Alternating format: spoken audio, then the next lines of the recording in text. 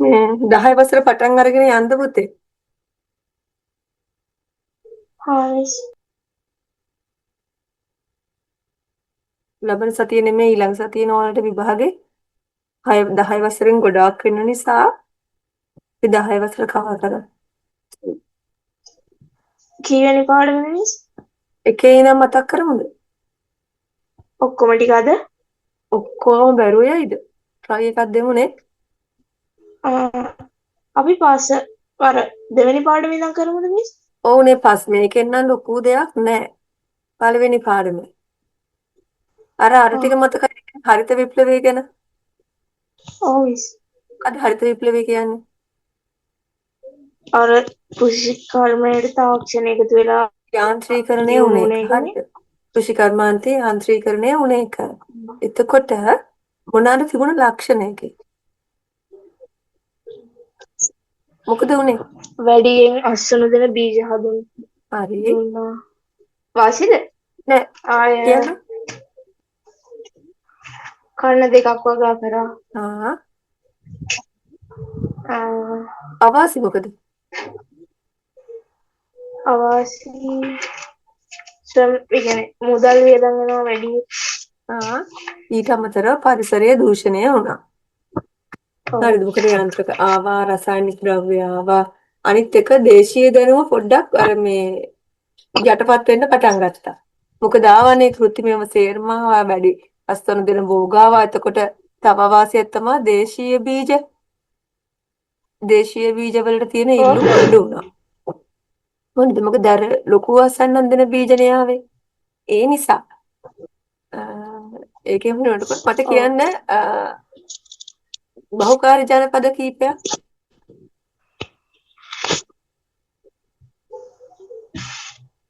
ගල්ඔය හ්ම් ආයෙම අනවා නේද? හ්ම්. ගල්ඔය, අර මහවැලි, මොකද්ද මේක? ඉගිනිමිටිය, නිල්වලා නිල්වලා. ඔතනින් හතරක් මතක නිල්වලා තියාගන්න. නිල්වලා ඔය හතරක් මතක තියාගන්න ඕනේ. හරිද? මට කියන්න කෘෂිකර්ම දෙපාර්තමේන්තුව පටන් ගත්තේ කවද්ද? 1912. 1980 කොහොමද? 1912. 12. 1912. 12. එතකොට මට කියන්න තේ පරීක්ෂණ ආයතනය කොහෙද තියෙන්නේ?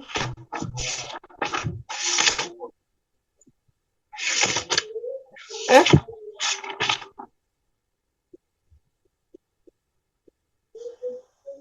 තලවකැලේ. තලවකැලේ. රබර්?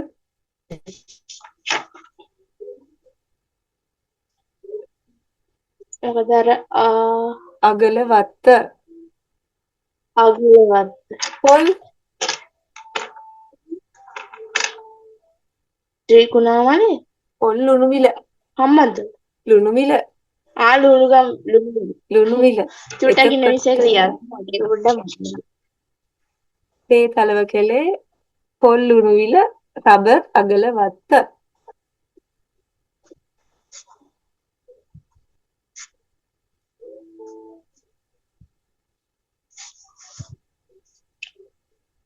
හරි මිස්. පළවෙනි මේ දෙමුහුම් විග්‍රහ භේදය මොකද්ද? H4 H4. එතකොට V අභිජනන මධ්‍යස්ථානය මොකද්ද? බතලේ ගොඩ. හරි. එතකොට දෙවෙනි පාඩම මතකද? ඈ දෙවෙනි පාඩම දේශගුණේ කාලගුණේ.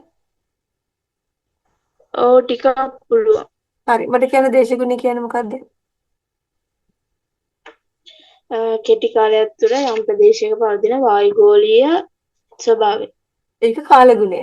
එතකොට දේශගුණය කියන්නේ දේශගුණය කියන්නේ දිගු කාලයක් තුළ ප්‍රදේශයක පවතින වායුගෝලීය ස්වභාවය. தත්ත්වය අධ්‍යයනය කරලා ගන්න තීරණය. හරිද? තීරණය. ඒ කියන්නේ තෙත් කලාපයේ වියලි කලාපය එහෙම කියන්නේ මේ පැත්තට වහිනවා මේ පැත්තට 2500ට වැඩිය වහින හින්දා අපි ඒක තෙත් කලාපي කියනවා. අන්න ඒව. ඔව්. හරිද?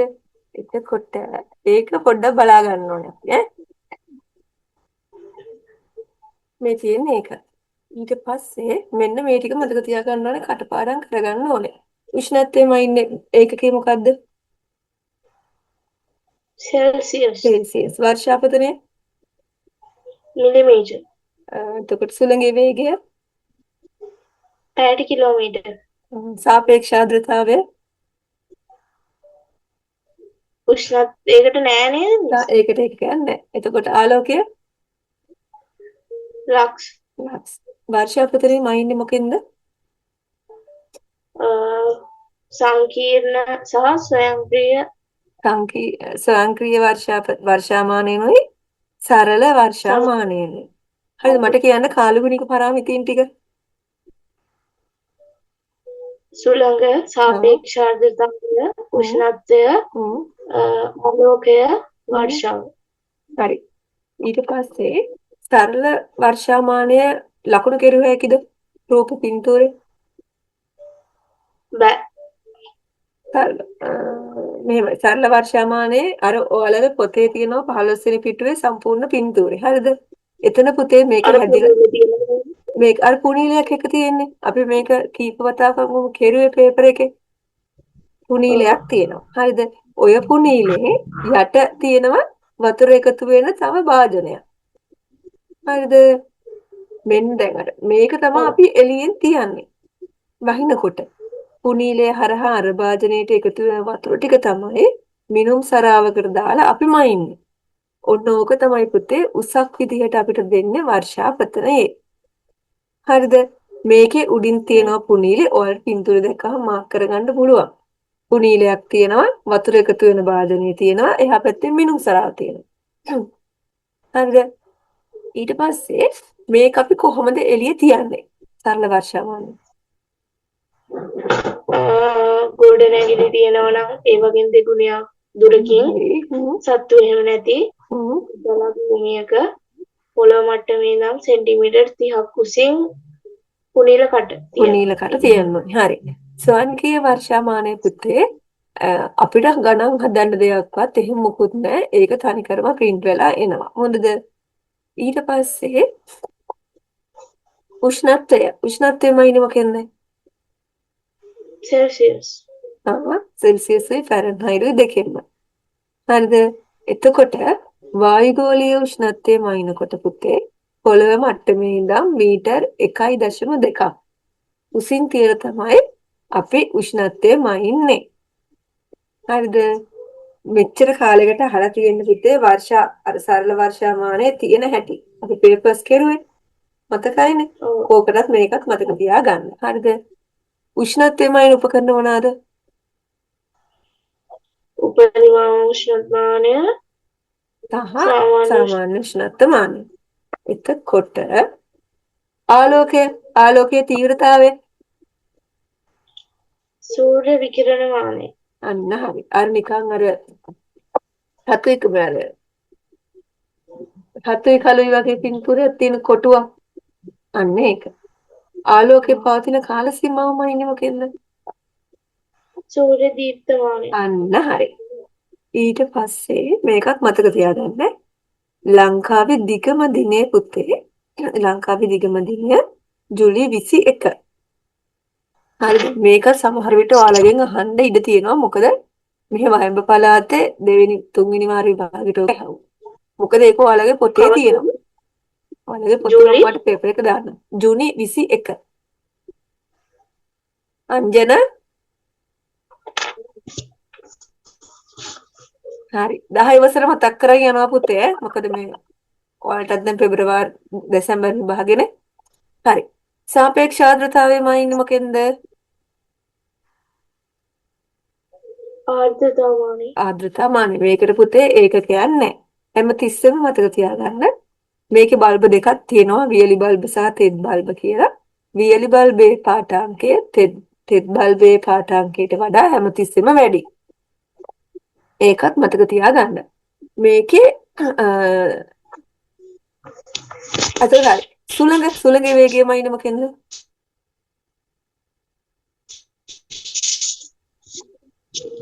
සුළඟේ වේගය අනිල මානය. සුළඟේ වේගයමයි ඉන්නේ. අනිල මානය. එතකොට සුළඟේ දිශාවමයි ඉන්නේ. සුළං දිශා දර්ශකය. සුළං දිශා දර්ශකය. මොකද්ද ඒකකේ? 60 කිලෝමීටර්. 60 කිලෝමීටර්. හරි. ඊට පස්සේ මෙන්න මේක බලන්න ඕනේ. පුතේ මට කියන්න දෙන්නම හරිද? පරිසර උෂ්ණත්වයට බලපාන සාධක මොනවාද කියලා? පරිසර උෂ්ණත්වයට බලපාන සාධක. මේක සාමාන්‍යයෙන් නිතර වෙන ප්‍රශ්නයක්. මොනවාද?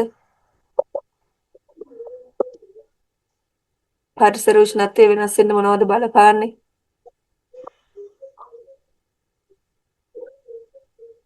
කො වනගහනය. අංජන නිෂ්ක්‍රිය. හරි. සමගයේ සිට ඇති දුර. හරි. සමගයේ සිට ඇති උස. මුහුදු මට්ටමේ සිට ඇති උස. මුහුදු මට්ටමේ සිට සමකය බෑ. ආය මුහුදු මට්ටමේ සිට ඇති දුර. ඔන්න ඔය ටික. අංජන මතකයිද පුතේ? හරි. මෙන්න මේ ටික. සමකයේ සිට ඇති දුර, එතකොට උච්චත්වය, මුහුදේ සිට ඇති දුර, මුහුදේ සිට ඇති උස, වනගහනයේ අභ්‍යන්තර ක්‍රියාකාරකම්, මිනිස් ක්‍රියාකාරකම් මෙන්න මේ ටික. එතකොට උත්සේදනයේ හිතකර බලපෑම මොනවද? හොඳ. උෂ්ණත්වය මොනවාටද හොඳ? හැමතිස්සෙම මතක තියාගන්න පුතේ. වැඩි උෂ්ණත්වය සහ වැඩි සාපේක්ෂ ආර්ද්‍රතාවයක් ඕන බීජ ප්‍රරෝහණයටයි අතු කැබලි එහෙම නැත්නම් දඩු කැබලි මුල් අද්දව ගන්නයි. මෙන්න මේ දෙක ඔයාලට ලියන්න පුළුවන් උෂ්ණත්වයේ හිතකර බලපෑමට. හරිද?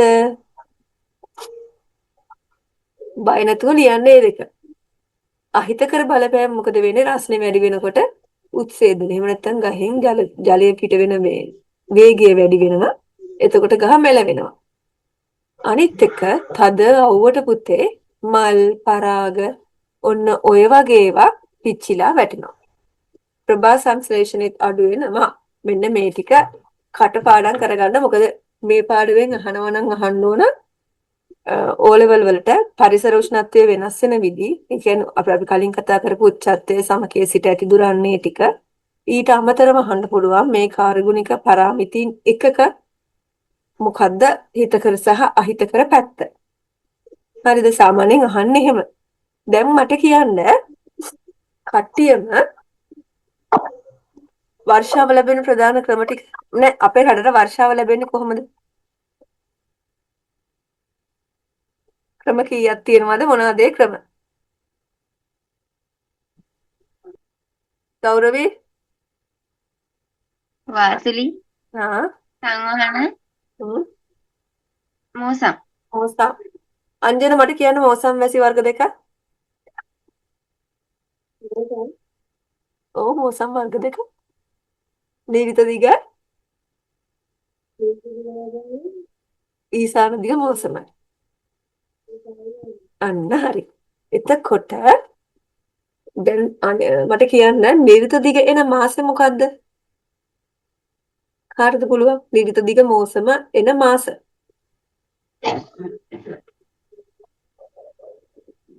මැයි මේ සැප්තැම්බර්. ඊසාන දිග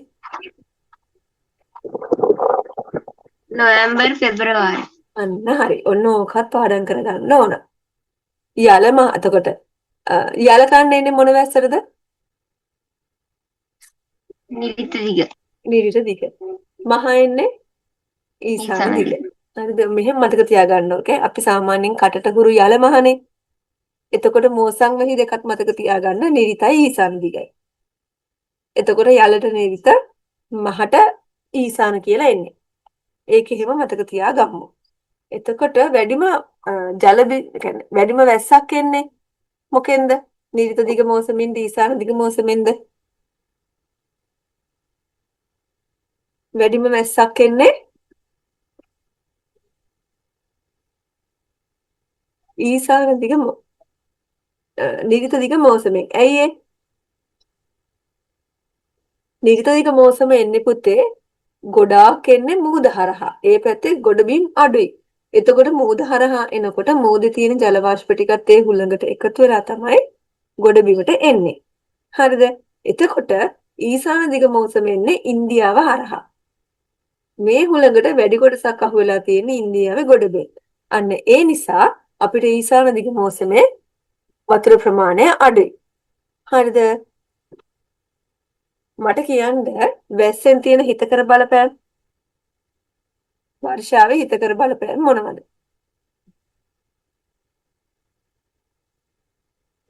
බීජ ප්‍රරෝහණයට උතන පුතේ මතක තියාගන්න මද වැසි කියලා කියන්නේ. මද වැසි බීජ ප්‍රරෝහණයට. හරි. තව මදවැසි බිම් සැකසීමට පහසු.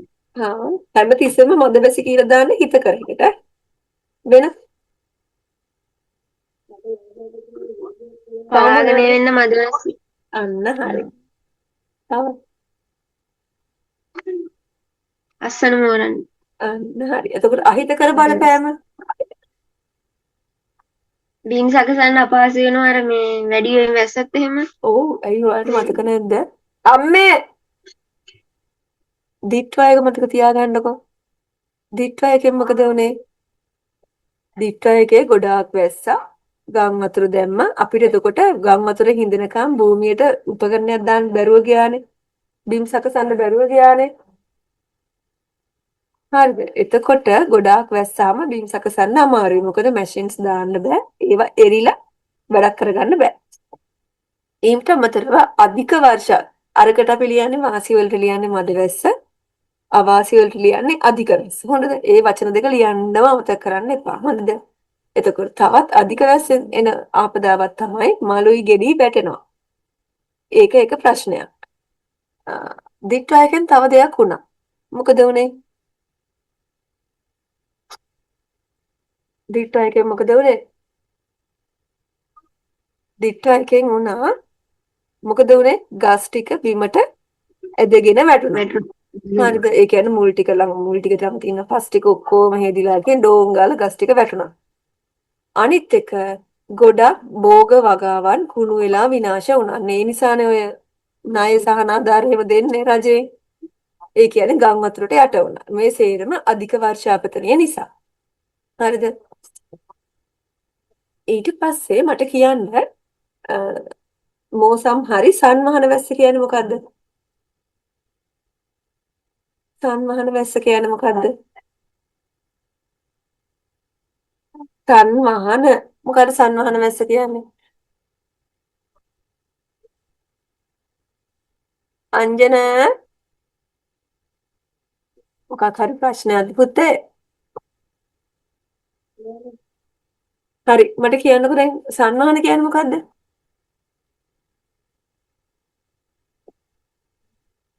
කෝ සන්වහන කියන්නේ සේදනයේ හින්දා අර මේ වලාකුළු වල ඝනීභවනය වෙලා අන්න ඒක හරි. මේක. අන්න හරි. සාමාන්‍ය අපේ ජල චක්‍රය. හරිද? ඒ කියන්නේ උදේ ඉඳන් වතුර ටික ඔන්න පොළවේ තියෙන වතුර ටික අහසට යනවා. අපි එහෙමනේ ජල චක්‍රය පොඩි කාලේ ඉස්කෝලේ ඉගෙන ගත්තේ. ඔය වතුර ටික ඔන්න අහසට යනවා. අහසට ගිහින් මොකද වෙන්නේ? වලාකුළු හැදෙනවා. හරිද? වලාකුළු හැදිලා මොකද වෙන්නේ? හවස 2 විතර වෙනකොට වැස්ස පොළවට කඩාගෙන වැටෙනවා. අර අපි ඉස්සර ඉගෙන ගත්ත ජල චක්‍රය. වතුර ටික වාෂ්ප වෙලා උඩට යනවා. ඒව ඝනීභවනය වෙලා වලාකුළු හැදෙනවා. ඔන්න ඊට පස්සේ මොකද වෙන්නේ? 2 විතර ඩෝන් ගාලා වහින්න පටන් ගන්නවා. ඕක තමයි පුතේ සන්වහන කියන්නේ. එතකොට වාසුලි කියන්නේ ওই පීඩන අවපාත වායුගෝලයේ පවතින වෙනස්කම් ඔය අපි හැමතිස්සෙම ඉගෙන ගන්න බෙන්ගාල බුක්ක මොනවා හරි වෙලා කියලා. ඔන්න ඕවා අර දික්වහෙමාවේ. ඒව පුතේ වාසුලි. හරිද? ඊට අමතරව වර්ෂාවේ තව පුංචි දෙයක් කියන්නම්. ඔයාලට දීලා තියෙනවා පුතේ ප්‍රස්ථාර 3ක් 25 වෙනි පිටුවේ. නේද ගෞරවී? මතකද අපේ පේපර් එක 11 වසර? ඈ අන්න ඔය ප්‍රස්ථාර 3ක් ටිකක් බලා ගන්න. හරිද? ඔය ප්‍රස්ථාර 3ක් දීලා අහනවා මොකද්ද මේ මොන කලාපෙටද මේවා වෙලා තියෙන්නේ, මොන වැස්සද ඇවිත් තියෙන්නේ, යල කොහෙද මහ කොහෙද මාස මොනවාද, ඔය සේරම අහනවා. ඒ ප්‍රස්තාර තුන බලා ගන්න. ඒ ප්‍රස්තාර තුනෙන් මම කියන්නම් ඔයාලට අඳුන ගන්න පුළුවන් ලේසිම විදිහ. හරිද? තෙත් කලාපයට අදාළ ප්‍රස්තාරෙදී හැම මාසෙම හැම මාසෙම බහැලා තියෙනවා. හරිද? හැම මාසෙම බහැලා තියෙනවා. වියලි කලාවේ පුතේ අර නිකන් කන්දක් වගේ. කණු දෙකක් වගේ තියෙන. හොඳද? එතකොට අතරමැදි කලාපේ ඒ දෙකටම වැඩිය ගොඩක් අඩුයි. හරිද? ඒක එහෙම මතක තියාගන්න. ඔයාලට ඒක බලපුවම තේරෙයි මම මොකද්ද කිව්වේ කියලා. හරි. ඊට පස්සේ ආලෝකය හරි. ආලෝකය කිය. ආලෝකයේ හිත කර බලපෑම් කිය. මොනවාද ආලෝකය ඕනේ? ප්‍රභා සංශ්ලේෂණයේ ප්‍රධාන සංඝටකයන් නේද ආලෝකය. ප්‍රභා සංශ්ලේෂණයට මොනවාද පුතේ ඕනේ? ආලෝකය, ජලය, ජලය, හරිතප්පද, ආ හරිතප්පද, කාබන් ඩයොක්සයිඩ්. අන්න හරි. ඔන්න ඔය ටිකනේ ඕන. ඉතින් ඒකට ඕන ආලෝකය හරි. එහෙනම් ආලෝකයේ තියෙන එක ප්‍රයෝජනය තමයි ප්‍රභා සංශ්ලේෂණයට උදව් කරනවා. වෙන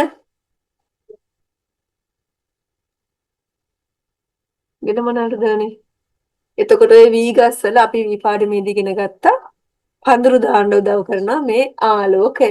පඳුරු දාන්න උදව් කරනකොට වැඩිපුර වී ගහේ පඳුරු දානවා කියන්නේ ඒ වී ගහෙන් ලොකු අස්වැන්නක් දෙනවා. පඳුරකින් එක ගාන එනවනේ. ඒ නිසා අහිතකර බලපෑම ගත්තොත් ආලෝකය අඩු වෙනකොට ප්‍රභා සංශ්ලේෂණය අඩු වෙනවා. තව අර ප්‍රභාවර්ති චලන ආලෝකය හොයාගෙන ගහ වැඩෙනවා. එතකොට ගහට පණ නැතුව ගහ ඇදගෙන වැටෙනවා. ඒ අර ප්‍රභාවර්ති චලන නිසා. වෙන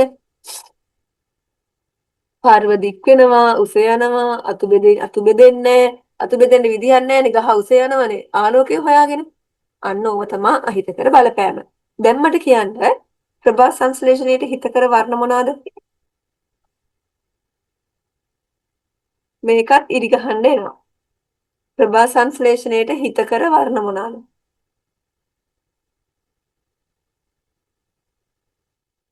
නිල් සහ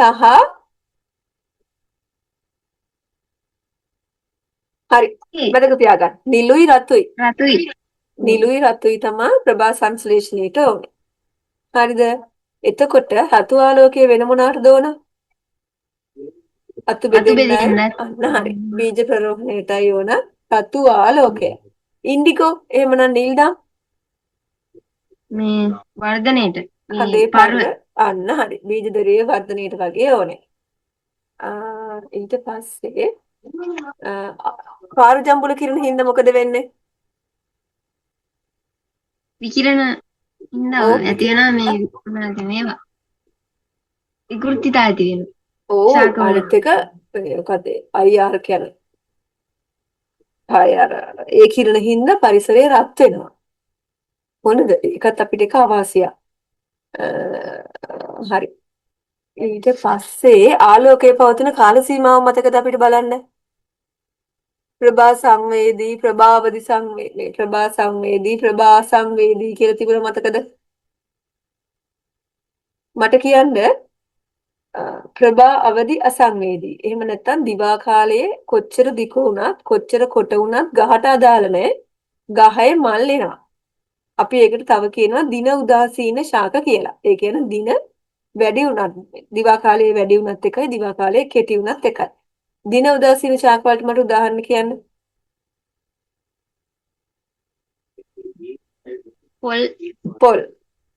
පොල් මිරිස් කව්පි ඔන්න ඔය ටික.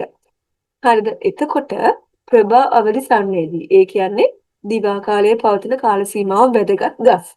සමහර ගස් වලට කොටි දිවා කාලයක් ඕනේ, සමහර ගස් වලට ලොකු දිවා කාලයක් ඕනේ. ලොකු දිවා කාලයක් ඕනේ ගස් මොනවාද උදාහරණ? දිගු දින ශාක.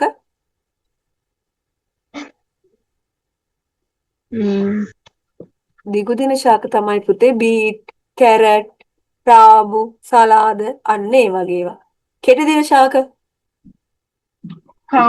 කෝපි හන්න කෝපි ස්ට්‍රෝබෙරි ස්ට්‍රෝබෙරි ඔන්න ඕක මතකම තියාගන්න. ඕක තමයි ගොඩක් වෙලාවට ඇවිත් තියෙන ඉරි ගහන්න. කෝපි ස්ට්‍රෝබෙරි. එතකොට මේකත් මතක තියාගන්න. දිගු දින ශාක දිගු දින ශාක. ඒ කියන්නේ බීට් කැරට් වගේ ඒවා. දිගු දින ශාක පුතේ අපි වගා කරන්නේ යල කන්නේ. හරිද? දිගු දින යල. හොඳද? කෙටි දින මහ. හොඳද? ඒකත් මතක තියාගන්න. දිගු දින යාල කෙටි දින මහ. හරිද? ඒක මතක තියාගන්න. හොඳද? එතකොට මේක විනාඩි 10කින් ඉවරයිලු. ආයෙ ලොග් වෙන්න ඕන 10කින්. හරි. සාපේක්ෂ ආර්ද්‍රතාවය කියන්නේ මොකද්ද?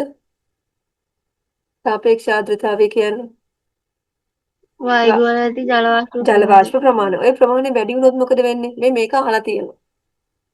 හිත කර බලපෑම කියන්නේ මුල් ගන්න. ඕ ඒක දෙපැත්තට ලියන්න පුතේ. බීජ ප්‍රරෝහණයට දඩු කැබලි මුල් අද්දව ගන්න. හා තව සමහර ගස් වැඩෙන්න ඔය බිගෝනියා වගේ ඒවා. බිගෝනියා පර්ණාංග ඔන්න වැඩෙන්නත් වැඩි ආර්ද්‍රතාවයක් ඕනේ. අහිතකර බලපෑම් කියන්නේ රෝග ආසාදන අන්න වැඩි හරි. වෙනවා. ඒක හොඳට මතක තියාගන්න. ඉරි ගහන්න එන්නේ ඕක තමයි ගොඩක් වෙලාවට රෝග ආසාදනය වෙනවා. පලිබෝධ ව්‍යාප්තිය වැඩි වෙනවා. වෙන පරාගණයට බාධා ඇති වෙනවා. අන්න හරි. ඒකයි සමහර වෙලාවට ඔය ගබඩා කරලා තියෙනකොට බීජ එහෙම ඕවටත් පලිබෝධ හානිය ඇති වෙනවා. හරි. සුළඟිය හිතකර බලපෑම් කියන්නේ පරාගණයට දායක වෙනවා. මද හුළඟ මද සුළඟ මද ප්‍රභාසම්. හුළඟ වෙන උත්සේදන වේගය වැඩි වෙනවා. මද සුළඟ වෙන මද සුළඟ ජලය හා පෝෂක අවශෝෂණය වැඩි වෙනවා. අහිතකර බලපෑම අර මල් වැස්ස වගේමයි මේ පැත්තට මද මල් මේ හැලිලා යනවා. පැත්තට අධික. අන්න හරි. අධික සුළඟ කියලා දාන්න. මල් හැලෙනවා, පළ හැලෙනවා වෙන පරාගණයට බාධා ඇති වෙනවා. එතකොට ඔය කෙහෙල් කොළ එහෙම ඉරෙනවා. හරිද? ඒකත් අපිට එන එක අවාසියක්. ඔන්න ඔය ටික ලියන්න. දැන් මට කියන්න කෘෂි පාරිසරික කලාප කීයද ලංකාවේ? කෘෂි පාරිසරික කලාප 46යි. 46යි. කෘෂි දේශගුණික කලාප 7යි. දේශගුණික කලාප 3යි. 3. එතකොට කෘෂි තෙත් කලාපේ කෘෂි දේශගුණික කලාප කීයද?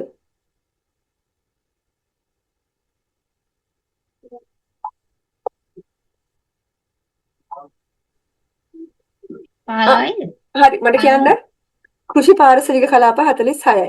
ප්‍රධාන දේශගුණික කලාප 3යි. කෘෂි දේශගුණික කලාප කීයද?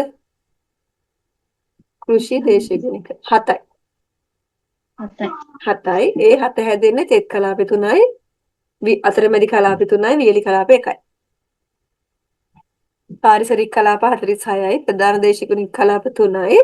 කෘෂි දේශගුණික කලාප 7යි. හරිද? මේ තියෙන හරි. මට කියන්න තෙත් කලාපේ වාර්ෂික වර්ෂාපතන කීයද?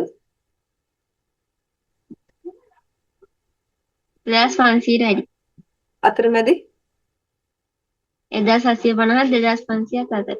හරි. වියලි 1750ට අඩු. දැන් මට කියන්න අකුරු හරිද මම මේ කියන ඒවට පහතරට තෙත් කලාපේ අකුරු මොනවාද? හතරට W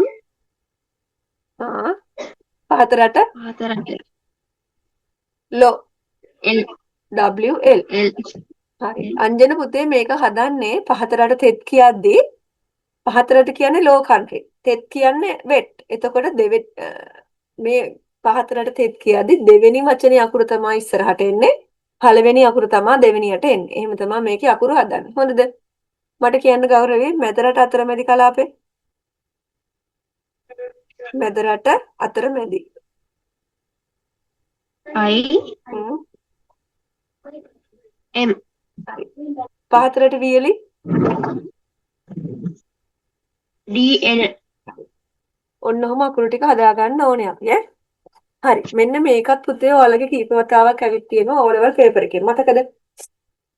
අපි කෙරුවා. මේ සිතියම මේ විදිහටම ඔලුවට ගන්න. හරිද? මේ කහ පාටින් තියෙන පුතේ වියලි කලාපය. හරිද?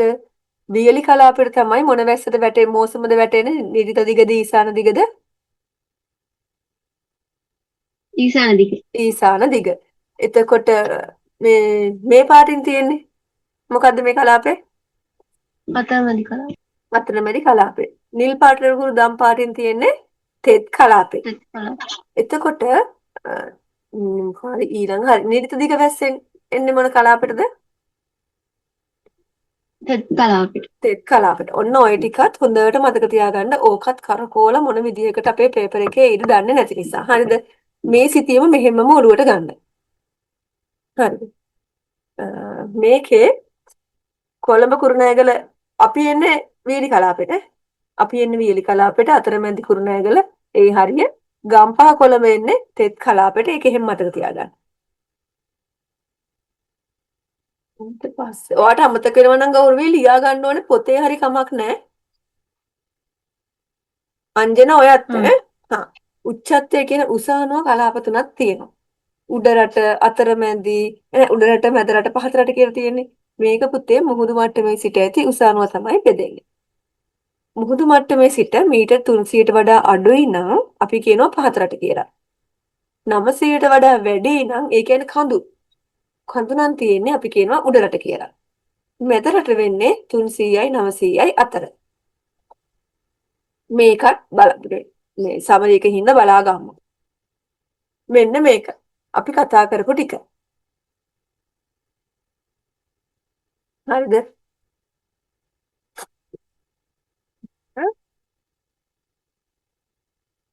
මේක තමයි ඔයාලගෙන් වැදගත්කම ඇහුවොත් අපිට පුළුවන් මෙහෙම කලාප වලට බෙදීමේ වැදගත්කම. අපිට පුළුවන් ඒ කලාපේ ඒ දේශගුණික තත්ත්ව වලට ගැලපෙන භෝග අපිට නිර්දේශ කරන්න පුළුවන්. ඊට අමතරව වෙනස් කෘෂි ව්‍යාපෘති අපිට සැලසුම් කරන්න පුළුවන්. ඉඩම් සංවර්ධන හා ප්‍රතිසංස්කරණ කටයුතු පහසු වෙනවා. එතකොට දේශගුණික තත්ත්ව අපිට හඳුනා ගන්න පුළුවන්කම හම් වෙනවා. මේකෙනුත් දෙකක් විතර පුතේ අපි මතක තියාගන්න වෙනවා. මොකද පේපර් එක කොහොම හැදෙයිද කියලා අපිට හිතා ගන්න බැරි මට්ටමකට තියෙන නිසා. දෙවෙනි පාඩමත් මෙහෙම ඉවර කරලා පටස් ගාලා යනවා තුන්වෙනි පාඩමට. තුන්වෙනි පාඩම මොකක්ද 10 වසරේ? පස. මේ පස කියන පාඩමෙන් පුතේ ඉදි ගහන්නත් වෙනවා. රචනා ප්‍රශ්නකුත් එනවා. හරියට ටිකක් නෙමෙයි සෑහෙන ලොකු වැදගත්කමක් තියෙන පාඩමක් තමයි පස කියන්නේ. මේකත් අපි ඉක්මනට බලාගෙන යන්න. පසින් තියෙන ප්‍රයෝජන මොනවද කියලා අහුවොත් අපේ මේ ගස් තියෙන්නේ පස මත. ඒ කියන්නේ ශාක වර්ධනයේ උපස්තරයක් විදිහට තමයි මේ වැඩ මේක වෙන්නේ. පේනවනේ මේ පින්තූරේ මුල් ගිහින් තියෙන පස ඇතුළේනේ. නැත්තම් උඩ තියෙන්නේ පෙමුල්. මේ ශාක වලට පෝෂක සංචිතය විදිහට ක්‍රියාත්මක කරන පස වතුර තැන්පත් කරලා තියෙන මේකේ. ඒ වතුර ටික තමයි මුල් වලින් උරාගන්නේ. පාංශු ජීවීන්ට වාසස්ථානය සපයනවා. ඒ කියන්නේ ගැඩවිල්ලු ඒ වගේ සත්තු ඉන්නේ මේ පස ඇතුලේ. මෙන්න මේක මේ සමීකරණය අපිට කටපාඩම් කරගන්න වෙනවා. ඉරි ගහන්න දෙපාරක් විතර ඇවිල්ලා තියෙනවා. මතකද? මතකද මේක?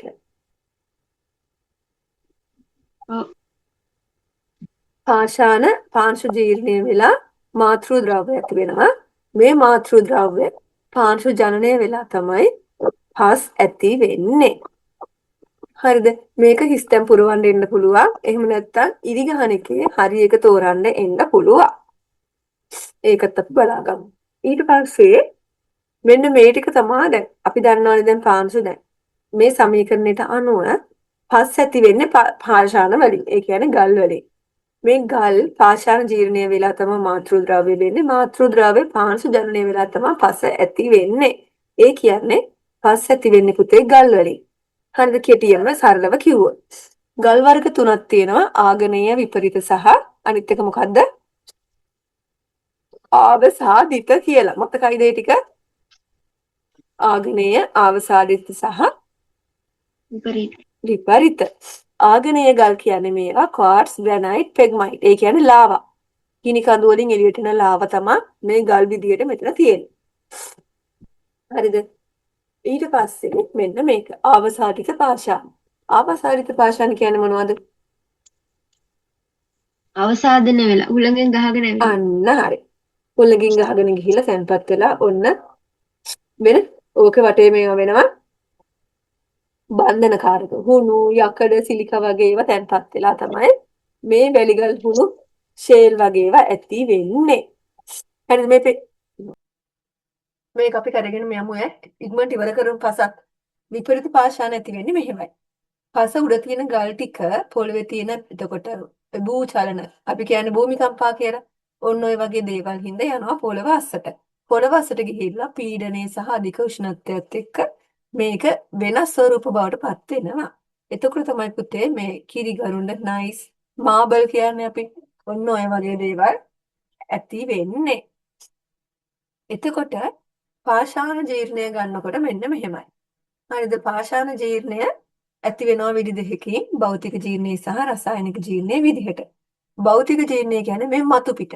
හරිද? ඒ කියන්නේ භෞතික ජීර්ණය කියන්නේ භෞතික තත්ත්වය කියන්නේ මතු පිට වෙන දේවල් වලින් මතු පිට තියෙන දේවල් වලින් කොහොමද පාෂාණ ජීර්ණය වෙන්නේ? උදාහරණ විදිහට සුළඟ, මිනිස් ක්‍රියාකාරකම්, සත්තුන්ගේ කුරවලට, ඒ කියන්නේ කුර ගල් වලින් යන්න යන්න ගල් ටික කැඩෙනවා. වතුර ගල් උඩ රැඳිලා ඕවා මිදිලා ග්ලැසියර් වෙලා ප්‍රසාරණය වෙලා ඔන්න එතකොට ගල් පැලෙනවා. ඊට අමතරව අධික රස්නෙට ගල් පැලෙනවා. එතකොටත් පාෂාණ ජීර්ණය වෙනවා. එතකොට අනිත් විදිහක් තමයි ඔය මෙන්න මේ පින්තූර තියෙන්නේ. ගල් උඩ ගස් හැදුනහම මේ මුල් වලට ගල් කැඩෙනවා. මෙන්න මේ භෞතික ජීර්ණය වෙන හැටි 4ක් ඔයාලා මතක තියාගන්න ඕනේ පොතේ. හරිද? ගලා යන වතුර, ගල් උඩ ගස් හැදිලා මුල් වලට, එතකොට සත්ත්ව ක්‍රියාකාරකම්, එතකොට සතුන්ගේ කුරවලට මිනිස් ක්‍රියාකාරකම්, හුළඟ, ගල් උඩ වතුර රැඳිලා, එහෙම ඊට පස්සේ අයිස් බැඳිලා, ඊට අමතරව තව තියෙනවා මෙන්න මේ ටික. හරිද? මේක මතක තියාගන්න ඕනේ පුතේ. හොඳද? ඊට පස්සේ මෙන්න මේක පාංශු පැතිකඩ. පාංශු පැතිකඩ මෙන්න මේ විදිය. මේ ඕ කලාපේ මොනවද තියෙන්නේ? ඕ කලාපේ මොනවද තියෙන්නේ? කාබනික ද්‍රව්‍ය. කාබනික ද්‍රව්‍ය.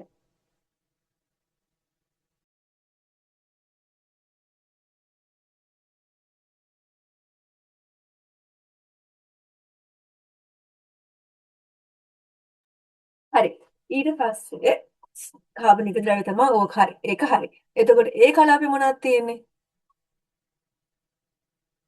ඕ කලාපේ තියෙන ඒවා දිරලා තමයි ඒ කලාපයට ඇවිත් තියෙන්නේ. හරිද? ඕයි ඒ දෙකම කාබනික වගේ තමයි. මේ දෙකම කළුයි. ඕ තද කළු, ඒ ඊට පස්සේ කළු. හරිද? පාංශු ගැඹුර මොකද්ද? පාංශු ගැඹුර ABC වල එකතු. අන්න හරි. A ධන B ධන C. හරිද? ඕක තමයි අහන්නේ. ඊට අමතරව අහනවා ඕ කලාපේ ගැන. හරිද? මෙතන තව ඊට අමතරව පල්ලෙහා ඕකතේ සංචායක කලාපය කියලා කියන්නේ එතකොට මිස් D-ටද මොන කලාපේ? C-ටද? සංචායක කලාපය. ඒ කියන්නේ විශෝධන කලාපේ. ඔව්. හරිද? B නේ. B මොකද නේ. ඔව්. R කියන්නේ මාතෘ පාෂාණේ. R මාතෘ පාෂාණේ ඒකෙන් තමයි එන්නේ මාතෘ ද්‍රව්‍ය තමයි C කියන්නේ. ඔව්. අන්න එහෙම නිසා. ඔයාලට හොඳට මතක තියාගන්න පුතේ ABC කියන්නේ A ධන B ධන C තමයි පාංශු ගැඹුර. හොඳද? මේ O කලාප කියන එක පුතේ කැලෑවල් වලට විතර නෙමෙයි හැම පැත්තටම ඒක එන්න පුළුවන්. මොකද ඔයාලකින් එකපාරක් අහලා තිබ්බ මතකද? මේ අර හරියක තෝරන්න කියන එකේ මේ O කොටස තියෙන්නේ O ස්තරයේ තියෙන්නේ භෝග වගාවක් යට හරි කැලෑවක් යට හරි කියලා විතරයි. මතකද? ඔව් අහලා තිබ්බා තමයි. ඔව්. ඒකින්ද ඕක ටිකක් බලාගමු. අපේ මේක එච්චර අමාරු නෑනේ පාංශ. ඔච්චරයි අහන්න තියෙන්නේ. දැම්මට කියන්න පාංශ සංඝටක ටික මතකද? පස්සේ තියෙන සංඝටක ටික. වාතය, පාංශු වාතය, පාංශු ජලය වෙන ජලය, khනිජ ලවණ, තව එකක් තිබ්බා. 25 25 තියෙන එක නේ. ඔව් ඝන ද්‍රව්‍ය. කාබනික ද්‍රව්‍ය. ඝන ද්‍රව්‍ය තමයි කොටස් දෙකකට ඒ කෙල්ලේ ඝනමම පාංශු සංඝටක. හරිද? පාංශු සංඝටක 4යි. හරිද? පාංශු වාතය. පස ඇතුලේ තියෙන වාතය, පස ඇතුලේ තියෙන ජලය, පාංශු ජලය. ඊට අමතරව පස ඇතුලේ ඉන්න සත්තු, පාංශු ජීවි. හරිද? ඊට අමතරව ඔය වැලි කැට, ගල් කැට, කොළ රොඩු ඔන්න ඕවා ටිකට අපි කියනවා ඝන ද්‍රව්‍ය. හරිද? මේ ඝන ද්‍රව්‍ය තමයි කොටස් දෙකකට බෙදෙන්නේ. පාංශු ඛනිජයි, පාංශු කාබනික ද්‍රව්‍යයි කියලා. මතකද? ඔයාලගෙන් ඇහැවුවොත් පාංශු සංඝටක මොනවද කියලා ලියන්නේ ඝන ද්‍රව්‍ය, පාංශු වාතය, පාංශු ජලය සහ පාංශු ජීවි. හරිද? අර රවුම මතකද විභාගේ දහපු රවුම? මතකයි. ඒක මේ තමයි දැන් මං කිව්වේ. මේ තියෙන්නේ රවුම. මං කිව්වේ මේක මේ විදිහට මතක තියාගන්න කියලා එදා 25 25 45 5 කියලා. හරිද? අනිවාර්යෙන් මතක තියාගන්න පහක් තියෙන්නේ කාබනික ද්‍රව්‍ය. හරිද? වැඩිපුරම තියෙන්නේ ඛනිජ 45. ඉතුරු දෙකම 25යි. වැඩිපුරම තියෙන්නේ 45 ඛනිජ. ඛනිජ කියන්නේ මොනවාද? ගල් කැටද, වැලි කැටද, කොළ රොඩුද ඔන්න ඔය ටික. හරිද? ඉතින් වැඩිපුරම තියෙන්නේ ඒවනි පුතේ පසක් ගත්තාම, පස් ගොඩක් ගත්තාම ওই පස් ගොඩේ වැඩිපුරම අපිට හම්බෙන්නේ වැලි කැට ඒව ටිකනේ. කැට අපිට අතට අහුවෙන ටිකනේ හම්බෙන්නේ නේද? නැද්ද? නිකමට ඔයා මෙදුරට ගිහින් වැලි ගොඩක් ගත්තාම ওই වැලි ගොඩේ තියෙන්නේ මොනවද? ඔයාගේ අතට අහුවෙනවනේ ඒව ටික. ඕව තමයි ඝන ද්‍රව්‍ය. හරිද? ඒක තමයි 45ක් තියෙන්නේ. ඊට අමතරව ඔතන තියෙනවා පාංශු ජලය සහ පාංශු වාතය. 25 25 ගානේ. ඊට අමතරව පහක් තියෙනවා කාබනික ද්‍රව්‍ය. හරිද? මේක ඒ විදිහටම මතක තියාගන්න පුතේ. හරිද? පහක් තියෙන්නේ කාබනික ද්‍රව්‍ය 45ක් තියෙන්නේ ඛනිජ. ඒ කියන්නේ වැලි කැටද ගල් කැටද අන්න ඒ ටික. හරිද? පාංශු ඛනිජාකාර තුන මට කියන්න.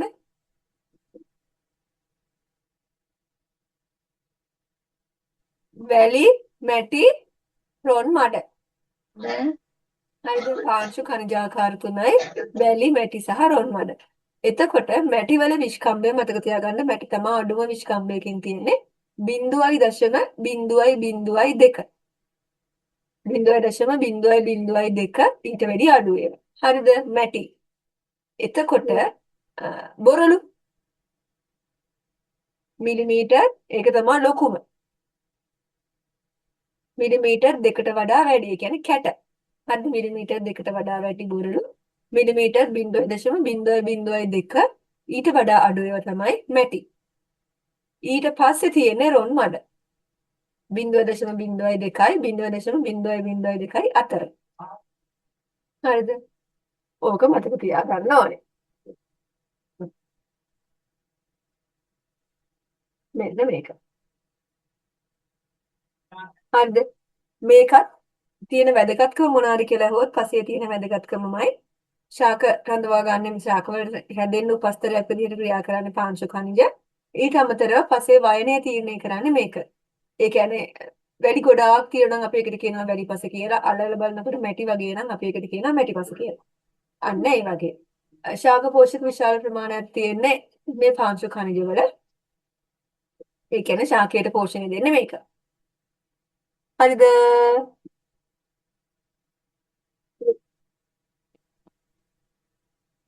මොකද්ද මගේ මැසේජ් ලිව්වොත් ආවා AI මොකද්ද? හරි. අනිත් එක තමයි පුතේ පාංශු කාබනික ද්‍රව්‍ය. පාංශු කාබනික ද්‍රව්‍ය වල වැදගත්කම මොකද්ද කියලා අහුවොත් මේ කාබනික ද්‍රව්‍යනේ. මේ ටිකයි ඔයාලගෙන් ඇහුවොත් පාංශු කාබනික ද්‍රව්‍ය වල වැදගත්කම හෝ කාබනික ද්‍රව්‍ය වල වැදගත්කම මොකද්ද කියලා අහුවොත් ඔය දෙකටම එකක් මතක තියාගන්න. මොකද අපිට සෑහෙන මතක තියාගන්න කම්මැලිනේ. දැන් වෙලාවකුත් නැහනේ. අන්න ඒ නිසා කොම්පෝස්ට් ඒ වගේ කාබනික ද්‍රව්‍ය වලයි පාංශු කාබනික ද්‍රව්‍ය වලයි වැදගත්කම තමයි පුතේ දෙකටම මතක තියාගන්න. ජල වහනය දියුණු කරනවා. හරිද? ජල වහනය දියුණු කරනවා. ජල අවශෝෂණ ධාරිතාවය වැඩි කරනවා. ඊට අමතරව pH අගය යාමනය කරනවා. හරිද? ඔය තුන මතක තියාගන්න.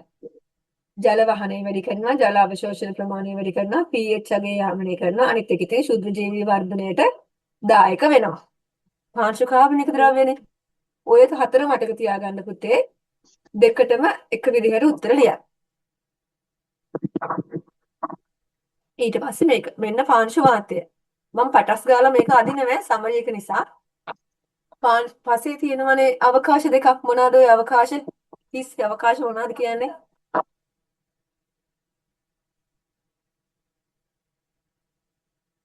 ශුද්ධ අවකාශ සහ මහා අවකාශ කියලා අහලා තියෙනවද? මේකේ තියෙනවා ශුද්ධ අවකාශ සහ මහා අවකාශ මෙන්න මේ විදිහට. හරිද? මේ වගේ මොනවාද හැදිලා තියෙන්නේ? ඔය හිස් තැන් වල ජලය. පාංශු වාතය සහ පාංශු ජලය හැදිලා තියෙන්නේ මෙන්න මේවා. හරිද? එතකොට මේ පාංශු වාතයේ තියෙන වැදගත්කම මට කියන්න. පස ඇතුලේ තියෙන වාතයෙන් මොනවද ඕන වෙන්නේ? පාංශු ජීවීන්ගේ ශ්වසනයට අන්න හරි. පාංශු ජීවීන්ට හුස්ම ගන්න. පාංශු ජීවීන්ගේ ශ්වසනයට තව. මුල්වල ශ්වසනයට ඔව් ශාක මුල් වල ශ්වසනයට තව. කාබනික ද්‍රව්‍ය වියෝජනය කරන්න. පාංශු ජනනයට මෙන්න මේ වලට ඕන වෙනවා මේ පාංශු වාතය කියන එක. හරිද? ඊට පස්සේ ඔයාලගෙන් අහන තව දෙයක් තමයි පාංශු වාතයත් අහනවෑ අපලට ඉදුණා. පාංශු ජලය. පාංශු ජලයේ තියෙන වැදගත්කම මොකද්ද? මොකලටද පාංශු ජලය ඕනේ? ප්‍රභා සංශ්ලේෂණයට ජලය ඕන නේද? ප්‍රභා සංශ්ලේෂණයට ඕන වෙනවා, උත්සේදනයට ඕන වෙනවා, ශාක වර්ධනයට ඕන වෙනවා. ශාක වලට පෝෂක උරා ගන්න ඕන වෙනවා මේ වතුර. හරිද? පාංශු ජලය කොටස් තුනයි. මොනවද කොටස් තුන? වර්ග තුනයි. ගුරුත්වාකර්ෂණ, කේශාකර්ෂණ සහ ජලාකර්ෂණ. මෙතනින් ගහට උරා ගන්න පුළුවන් මොන වතුරද? කේශාකර්ෂණ. කේශාකර්ෂණ වතුර. ජලාකර්ෂණ ගන්න බැයිද? බෑ. බෑ. දැන් කියන්න මට සංතෘප්ත මට්ටමේ තියෙන පසක් කියන්නේ මොකද්ද? එහෙම නැත්නම් සැචුරේෂන් කියන්නේ අපි. සංතෘප්ත ඒකේ මට්ටමේ තියෙන අන්න ශුද්ධ අවකාශයි මහා අවකාශයි ජලයෙන් සම්පූර්ණයෙන් පිරීලා තියෙනවා. සම්පූර්ණයෙන් පිරීලා. තව වතුර දාන්න බෑ. හරියට අර උල්දිය තත්ත, ගම් වතුර තත්ත අන්න ඒ වගේ. හරිද? කියන්නේ වතුරේ යන්න දිහාවක් නෑ වෙන. Field capacity. එහෙම නැත්නම් ක්ෂේත්‍රධාරිතාව කියන්නේ මොකද්ද? කේශාකර්ෂණ ජලාකර්ෂණ ජලය විතරක් අඩංගු විතරයි වෙනවා. තියෙන්නේ. ඒකේ ඔව් අපිට තව වතුර දාන්න පුළුවන්. මොකද මහා අවකාශවල තියෙන වතුර ගුරුත්වාකර්ෂණ විදියට ගිහිල්ලා. එහෙම නැත්නම් වාෂ්පීකරණය වෙලා. తాවකාලික මැලවීම කියන්නේ මොකද්ද?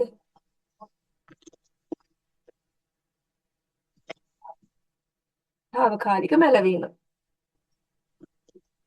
ශේෂ්ත්‍රධාරිතාවයේ තියෙන එක ටික ටික අඩු වෙන එක. ටික ටික අඩු වෙලා අපිට ඒකට වතුර දාන්න පුළුවන්. වතුර දාපුවම ගහ පන ගහලා එනවා. එතකොට ස්ථිර මැලවීමේ අවස්ථාවේදී අපිට ගහන්න පැල කරගන්න පුළුවන් දාය පන ගන්න පුළුවන්ද? බෑ. බෑ. අපිට ගහකට වතුර දානවා නම් වතුර දාන්න පුළුවන් මොන මට්ටමේ ඒවද? සංතෘප්ත මට්ටමකද? ශේෂ්ත්‍රධාරිතාවටද? తాවකාලික මැලවීමටද? ස්ථිර මැලවීමටද? ගහකට වතුර දාන්න තාවකාලික පුළුවන්. මැලවීම වෙන ශේෂ්ත්‍රධාරිතාවයේ ශේෂ්ත්‍රධාරිතාවයි. ඔන්න ওই දෙක තමයි පුළුවන්. ওই දෙක තමයි කරකෝල අහන්නේ. හරිද? ඊට පස්සේ මට කියන්න පැයක් හිටවන්න මොකද්ද හොඳම පස? තියෙන වතුර ටික. ශේෂ්ත්‍රධාරිතාවද සංතෘප්ත මට්ටමද? ශේෂ්ත්‍රධාරිතාව. ශේෂ්ත්‍රධාරිතාවය. මේ තියෙන්නේ ඒක. හරිද? මේ වැහැලා අර තිත්ත මතක තියාගන්නකො අපිට ළඟටම ආපු උදාහරණේ. ගම් වතුර ගලලම තිබුණේ අර බිතෝපුව පැත්තේ යට උනේ වතුර ටික යන්න දිහාවක් නැහැ. පොළොවස්සට යන්නේ නැහැ. පිරීලා. මහා අවකාශය ශුද්ධ අවකාශය පිරීලා. හරි. ඊට පස්සේ ශේෂ්ත්‍රධාරිතාවේ තියෙනවා කියන්නේ අපි සාමාන්‍යයෙන් භෝග වගා කරන හැටි. එතකොට මහා අවකාශ වලට තව අපිට වතුර දාන්න පුළුවන්. ඒකින්ද ඒක හරි. తాවකාලික මැලවීමත් එහෙමයි ජලාකර්ෂණ විතරයි ජලාකර්ෂණ තියෙන්නේ කේශාකර්ෂණ ටික ටික හිඳීගෙන යනවා. හැබැයි අපිට වතුර දානකොට ගහ ආය නංගල ගන්න පුළුවන්. හැබැයි ස්ත්‍රී මැලුවේ මේ අවස්ථාවට ගියොත් කොච්චර වතුර දැම්මත් ගහ මැරිලාම තමයි. මේ තියෙන පාංශු ජලයේ වැදගත්කම. හරිද? පෝෂක මාධ්‍යයක් විදිහට පාෂාණ ජීර්ණයට බිම් සකසන්න පහසුයි. බීජ ප්‍රරෝහණයට ඕන, බීජ මුල ශ්වසනයට ඕන, උත්සේදනයටයි, ප්‍රභා සංශ්ලේෂණයටයි ඕනේ. හරිද? මේ ටික මතකයිද දැන් මෙතෙන්ට එනකම්? ඊට පස්සේ පාර්ශ්ව ජීවීන්. පාර්ශ්ව ජීවීන් වර්ග දෙකයි, මහා ජීවීන් සහ ශුද්‍ර ජීවීන්. මහා ජීවීන් අපිට ඇහැට පේන අය, ශුද්‍ර ජීවීන් කියන්නේ බැක්ටීරියා, දිලීර අන්න ඒ වගේ කට්ටිය. මට කියන්න මහා ජීවීන් දෙන්නේ පස්සේ ඉන්න. කුරුමිනිය කරලා ගැඩවිලා. මට කියන්න පාර්ශ්ව ජීවීන්ගේ වැදගත්කම මොනවටද දාලා ඕනේ? පාංශු කැටිති ඇති කරන්න, හරි. කාබනික ද්‍රව්‍ය වියෝජනය කරන්න, නයිට්‍රජන් තිර කරන්න. අන්න ඒ වගේ. නයිට්‍රජන් තිර කරන්න. අහිතකර බලපෑම. මේ එයාලා නයිට්‍රි හරණය කරනවා. අන්න හරි. නයිට්‍රි බැක්ටීරියා. වෙන පලිබෝධ විදිහට ක්‍රියා කරනවා, ලෙඩ රෝග ඇති කරනවා. අයියනේ අපි ඔය දාන දිලීර රෝග, බැක්ටීරියා රෝග අනම්මනම් කියන. මෙන්න මේක තමයි පුතේ පේපර් එකේ ඔයාලගෙන් අහලා තිබ්බේ. මතකද? භෞතික ලක්ෂණ පස්සේ අපි එළියට ගිහින් පස දිහා බලනකොට පසේ පිටතින් අපිට පේන දේවල්.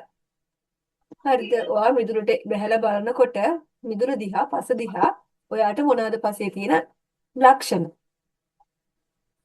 පාංශු වර්ණය, පාංශු ගැඹුර, පාංශු ව්‍යුහය, පාංශු වයනය, ඒ කියන්නේ මේක මැටිපසක්ද වැඩිපසක්ද? අන්න ඔය ටික.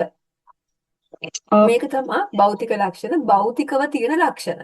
ඒ කියන්නේ භෞතිකව අපිට පේන ලක්ෂණ ටික. හරිද? ඊට පස්සේ රසායනික ලක්ෂණ තමයි පුතේ. මොනවද රසායනික ලක්ෂණ? කැටයන කැටයන හමාරු ධාරිතාව. ජෛවීය ලක්ෂණ. ශාක මුල් අන්න ඒ වගේ. ජෛවීය කියන්නේ පණ තියෙන. මට කියන්න පාංශු භෞතික ලක්ෂණ ටික කියන්න පුතේ. මේක බලන්න නැතුව කියන්න. භෞතික ලක්ෂණ මොනවාද? අපි පාංශු වයනය, පාංශු ව්‍යුහය, පාංශු ගැඹුර, වර්ණය පාට වර්ණය. හරි. පාංශු වයනේ මෙහෙමයි. හරිද? වයනේ කියන්නේ අපිට අල්ලලා බලනකොට තේරෙන දේනේ. තිනිදුයි නම් ඒක මොකද්ද? මැටි. හරිද? රළුයි නම් වැලි, මධ්‍යස්ථයි නම් ලෝම. හරිද? ඉතින් අර වැලි ගොඩක් අල්ලලා වැලි ගොඩක වැටුනොත් අපි මොකද වෙන්නේ කියන්නකෝ? සීරෙනවනේ. හරිද? ඒ කියන්නේ රළුයි. මැටි ගොඩක නිකන් ලෙස්සලා යනවනේ. කුඹුරේ හිතන්නකෝ. නිකන් ලෙස්සනවනේ. ඒක මැටි. ලෝම දෙකම තියෙන හින්දා මධ්‍යස්ථයි. අනිත් එක හොඳට බලා ගන්න මේ අර රෝල් ක්‍රමේ. ඒ කියන්නේ වැලි ගොඩක් අරගෙන පස් ගොඩක් අරගෙන ඔකට වතුර බින්දුවක් දාලා අපි ගුලි කරනවා. ගුලියක් විදියට හදන්න බැරි මොනවද? ගුලි කරන්න බෑ වැලි. ගුලි කරන්න පුළුවන් ඒවා ටික අපි රෝල් කරනවා. රෝල් කරාදී කැඩෙන්නේ මොනවද? වැලි, ලෝම. ඊට පස්සේ මුද්දක් හදනවා. මුද්දක් හදන්න පුළුවන් මොකේද? මැටි. හදන්න බැරි මැටි ලෝම. අන්න ওই ටික මතක තියාගන්න ඕනේ අපි ඈ. පාංශු වයනයේ කෘෂිකාර්මික වැදගත්කම මොකද්ද? ඇයි අපි මේක මැටිපසක්ද වැඩිපසක්ද කියලා බලන්න ඕනේ? අපිට පසට පුළුවන් හරියන පසට හරියන උපකරණ තුනක්. අන්න හරි. වැඩිපසට මොකද්ද අපි භාවිත කරන උපකරණේ? වැඩිපසට මොකද්ද අපි භාවිත කරන උපකරණේ කියලා බලා ගන්න පුළුවන්. තව අපි හිතවන භෝග වර්ගය අන්න හරි. හිතවන වැඩිපස්සේ හිතවන මොනවාද? මැටිපස්සේ හිතවන මොනවාද කියලා බලන්න පුළුවන්. අපි වතුර තියෙන මැටිපස්සේ හිතවන මොනවාද? හරි. ජල සම්පාදන ක්‍රමය. පුතේ මට කියන්න වතුර ගොඩාක් තියෙන තැනක අපි මොනවාද හිතවන්නේ? පලා වර්ග කල්කුම් හරි වෙන. ඔතන ওই ටික පාඩම් කරගන්න ඕනේ. කට පාඩම් කරගන්න වෙනවා. හරි මෙන්න මේ ටික. පාංශු සංරක්ෂණ ක්‍රම අපිට තීරණය කරන්න පුළුවන්. ඔයා කිව්වා වගේ ජල සම්පාදන ක්‍රමය, පාත්තිවල උස, පාංශු සංරක්ෂණ ක්‍රම මෙන්න මේ ටික. ඊට පස්සේ පාංශු ව්‍යුහය ගන්නකොට ආකාර 4යි. තනිකනිකා, ස්තම්භික, අනුකෝණාකාර සහ කැටිති. මේක අඳින්නත් පොඩ්ඩක් බලා ගන්න මතකද? එක ප්‍රශ්නේ පත්‍රයක ඇවිත් තිබුණා අඳින්න. හරිද? එතකොට වැඩිපුරම පුතේ අපිට තියෙන්නේ කැටිති. ඒ වගේම භෝග වගාවට හොඳම කැටිති කියන ව්‍යුහය. හරිද? ඒකත් බලා ගන්න. මොකද ඒකත් එකපාරක් ඇවිත් තිබුණා. එතකොට පසක ව්‍යුහය වෙනස් වෙන්නේ කොහොමද?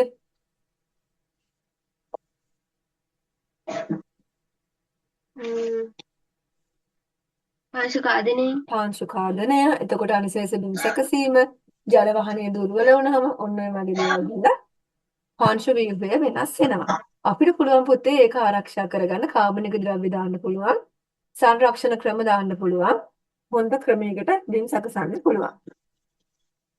පාංශු ව්‍යුහයේ වැදගත්කම හෙව්වොත් ඔයාලට ලියන්න පාංශු කාදනය සඳහා පිළියම දන්න. ඒ වගේම පසක සාරවත් බව පිළිබඳ දැනුවත් වෙන්න සහ ජලය රඳන එක ගැන දැනුවත් වෙන්න එක. ඊට පස්සේ මේක. මෙන්න මේ පොත පින්තූර දීලා අහන්න ඉඩ තියෙනවා මොකද්ද මේ පොත? මොකද්ද මේ කියලා. ඇහුවොත් ලියන්නේ මන්සල් වර්ණ සටහන. මන්සල් වර්ණ සටහන මේකේ මොකද්ද කෙරෙන්නේ? මන්සල් වර්ණ සටහනේ මොකද්ද කෙරෙන්නේ? පාංශු වර්ණය පාංශු වර්ණයේ තීරණය කරන්නේ මෙන්න මේ මන්සල් වර්ණ සටහනේ. ඒකත් මතක තියාගන්න ඕනේ. ඊට අමතරව පාංශු වර්ණයේ වැදගත්කම ගන්නකොට පාංශු අර උෂ්ණත්වය කෙරෙහි බලපෑම පෝෂක පිළිබඳ දල අදහසක් ගන්න එක. අන්න ඒ ටික බලා ගන්න. මේක තමයි ඊළඟට වැදගත් ටික. හරිද? පාංශු රසායනික ලක්ෂණ වල pH අගය. හරිද?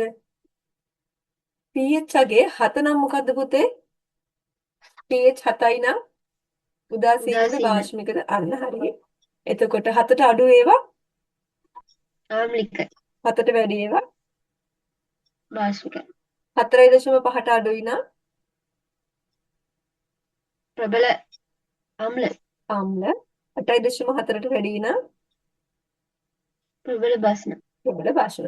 පසක් අම්ල වෙන්නේ ඇයි? ආම්ලික වෙන්නේ ඇයි?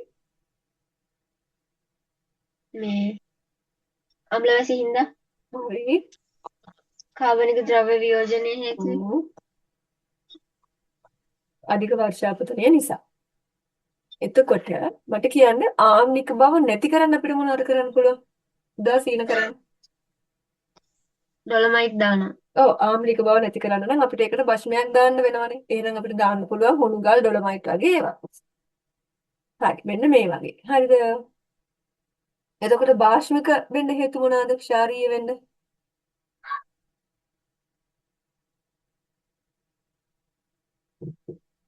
බස්ම ඒ කියන්නේ මේ බස්ම වර්ග එකතු වෙන එකනේ. අන්න ඒක. ඒකට අපි ලියන්න ඕනේ ලවණ සහිත වාරි ජලයේ භාවිතය. එතකොට උස් ප්‍රදේශවලින් ලවණ ප්‍රහළ ප්‍රදේශවලට හෝදගෙන එන එක. මුහුදු හුලං එක්ක ලවණ සහිත සියුම් ජල බිඳු එන එක. ඔන්න ඔය ටික අපිට ගන්න පුළුවන්.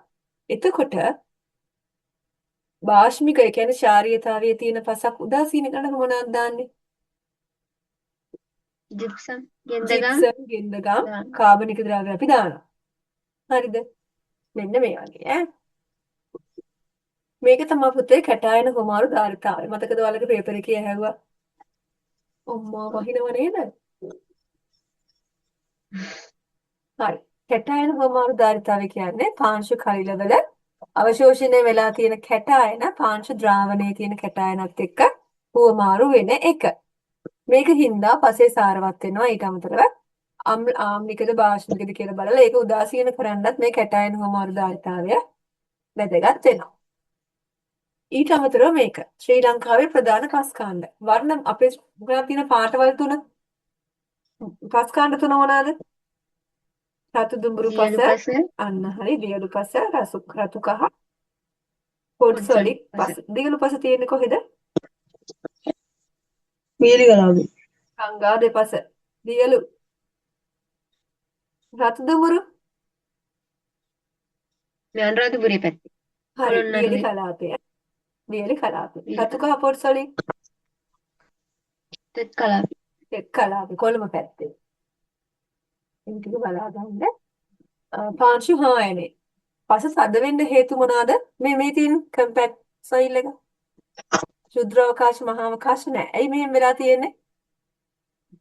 මේ කෘෂි අධික බර සහිත කෘෂි උපකරණ ඔව් භාවිතා කරන භාවිතා කරලා කම්කරුවෝ නිතර එහා මෙහා ගිහිල්ලා ඔන්න ඕක තමයි හේතු. මෙහෙම වුණාම මොකද වෙන්නේ? බලන්නකො මේ පස් දෙකේ වෙනස. පස්වල අයිඩියල් මුලට එකකට පැතිරෙන්න බෑ. යන්න බෑ වෙන ශ්වසනයට බාධා අපහසුතාවය වෙනවා. තියෙනවා. පාංශු ජීවීන් ශ්වසනයට බාධා වෙනවා. වෙන ක්ෂුද්‍ර ජීවීන් ජලවාහනය වර්ග. දුර්වල අන්න හරි. බිම් සැකසන්න අපහසුයි. ඔන්න ඔය ටික හරි නේද? ඊට පස්සේ මෙන්න මේක පාංශු කාදනය. පාංශු කාදනයේ අවස්ථා තුන මතකයි නේද? කියන්න මට.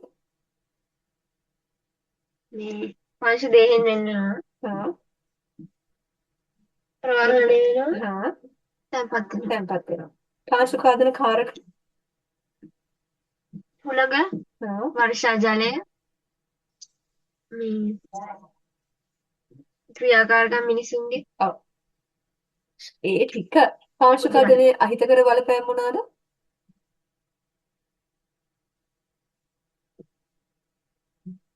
පසේ පෝෂණ ඔව්. අඩු වෙනවා. හා වෙන ගස් ඇදගෙන ඉඩම් වල වැටෙනවා. වටිනාකම ඉඩම් වල වටිනාකම නැතුව යනවා. ගස් ගම් වතුර ඩෝංගා තියෙනවා. ගම් වතුර ගම් වතුර ඔව් ඒවා තැන්පත් වුණාම ගම් වතුර දානවා අන්න ඔය ටික. මේ විදිහට තමයි පුතේ පාංශු කාදනය සිද්ධ වෙන්නේ. විසිරි කාදනය කියන්නේ මෙන්න මේක නේ. මේ තියෙන වැහි බින්දු ඔය වහිනකොට බලන්නකො ඔයාලගේ වහලෙන් වතුර වැටෙන තැන බිම නිකන් හිල් වෙලා වගේ නේද? එතන තියෙන පස් ටික වටේට ගිහින් මැද හිලක් වෙලානේ තියෙන්නේ. දැකලා තියෙනවද? වැහි බින්දු වැටෙනකොට පොළව නිකන් අර හිලක් වගේ එකක් හැදෙනවා. ඕක තමයි පුතේ විසිරි කාදනය කියලා කියන්නේ. වැහි බින්දු. ස්තරීය කාදනය කියන්නේ මෙන්න මේක. හරිද? ඒ කියන්නේ බෑවුම් වගේ තියෙන වගේ වතුරත් එක්ක තුනීවට ගලාගෙන යනවා. මෙන්න මේ තුනීවට ගලාගෙන යනවා. ස්තරීය කාදනය. ඇලි කාදනය කියන්නේ පුංචි පුංචි ඇලි. ඇලි. චූටි චූටි අර කාණු වගේ තියෙන. අන්න ඒක ඔය අපි බොහොම තදින් වැස්සාම වතුර ගහගෙන යන පාරවල් දිහා බලන්නකො අවලගේ මිදුලේ තියෙන. නිකන් අර පාරවල් වගේ තියෙන්නේ. ගහගෙන ගිය. ඉස්කෝලෙත් තිබුණා. ඔන්න ඕක තමයි ඇලි කාදනය කියන්නේ. ඇඟිලි කාදනය කියන්නේ මොකද්ද? ඇඟිලි වෙලා කියන්නේ. ඒක තවදුරටත් වෙලා ඔතන ඇඟිලි හැදිලා. ඇඟිලි වගේ. දියපහර කියන්නේ ඉතින් ඉගුරු වලින් වෙන කාදනය. වතුර යන එක. මෙන්න මේ ටික මතක තියාගන්න සිදුවන ආකාර විසිරි කාදනය, ස්තරීය කාදනය, ඇලි කාදනය, ඇඟිලි කාදනය සහ දියපහර කාදනය. එතකොට මෙන්න මේක පාංශු පුනරුත්ථාපන. පාංශු පුනරුත්ථාපනය කියන්නේ මොකද්ද?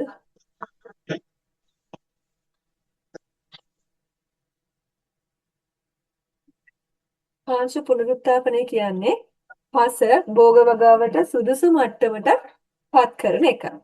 හරිද? ඒ කියන්නේ පාංශු සංරක්ෂණය, අම්ලද භස්මද කියලා බලලා ඒක උදාසීන කරන එක, පස බුරුල් කරන එක, ඔන්න ඔය ටික.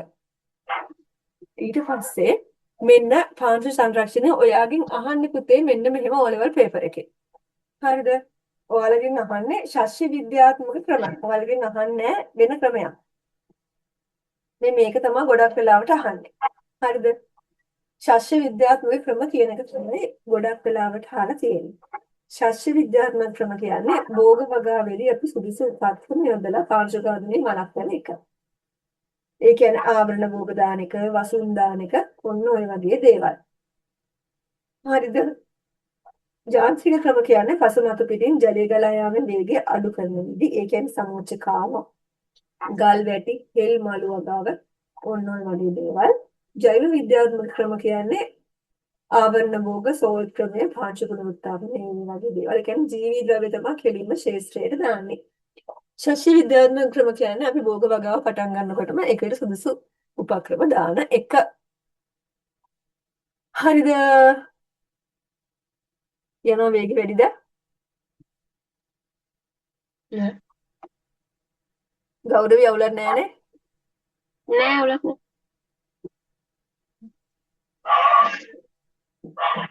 ඉවරයිනේ පස. ඔන්න ලොකු පාඩමක් ඩෝංගාව ඉවර කෙරුවා. ඊට පස්සේ තියෙන්නේ මේක විනාඩි 10කින් ඉවරයිලු ආයෙ ලොග් වෙන්න. හරි මේක එහෙම තියෙද්දිම අපි යම් පුතේ භෝග වර්ගීකරණයට. ද්විපද නාමකරණයේ පියා කවුද? කැරොලස් ලිනියස්. කැරෝලස් ලිනියස්. එතකොට භෝග වර්ගීකරණයේ ආකාර දෙකක් තියෙනවානේ. මොකක්ද ඒ ආකාර දෙක? කෘෂිකාර්මික භෝග වර්ගීකරණය සහ විද්‍යාත්මක භෝග වර්ගීකරණය. කෘෂිකාර්මික භෝග වර්ගීකරණය කියන්නේ පුතේ සාමාන්‍යයෙන් ඔය ආහාර විදිහට අපි අර සාමාන්‍යයෙන් ඉස්සර ගොවියා හිතන්නකෝ මෙහෙම ඉස්සර ගොවියා වෙන් කරපු විදි කියලා. ගස් ಜಾති ඉස්සර ගොවියා වෙන් කරපු හැටි. ආහාර සඳහා ගස් මොනවද? ඒ කියන්නේ ආහාර සඳහා කියලා අපි ප්‍රයෝජන අනුව වෙන් කරනවා කියන්නකෝ. හරි මෙහෙම කියන්නකෝ. මට ගස් අපිට වෙන් කරන්න පුළුවන් කොහොමද? ඔන්න දැන් ඔයාලව අරගෙන යනවා කැලෑවකට. කැලෑවකට අරන් ගිහින් කියනවා ඔන්න ඔයාලා කැමති විදිහට මේ භෝග වෙන් කරන්න කියලා. ඔයාලා කොහොමද වෙන් කරන්නේ?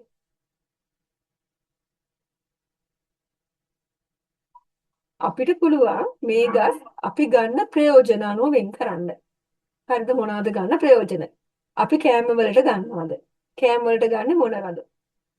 එතකොට දර වෙනුවට දැව සඳහා ගන්න මොනවද? බේත් වලට ගන්න මොනවද? කොළ පොහොර වලට ගන්න මොනවද? ඔන්න ওই විදිහට අපිට වෙන් කරන්න පුළුවන්. ඊට අමතරව අපිට වෙන් කරන්න පුළුවන් වැඩෙන පරිසරය අනුව. වතුර හැදෙන්නේ මොන ගස්ද? ගොඩබිම හැදෙන්නේ මොන ගස්ද? හරිම ලේසි වර්ගීකරණය. ගොඩබිම හැදෙන ගස්සේ ජලයේ හැදෙන ගස්සේ. ආය අපිට වෙන් කරන්න පුළුවන් වර්ධන විලාසය අනුව. කොහොමද? ලොකු ගස් මොනවද? පැලෑටි මොනවද?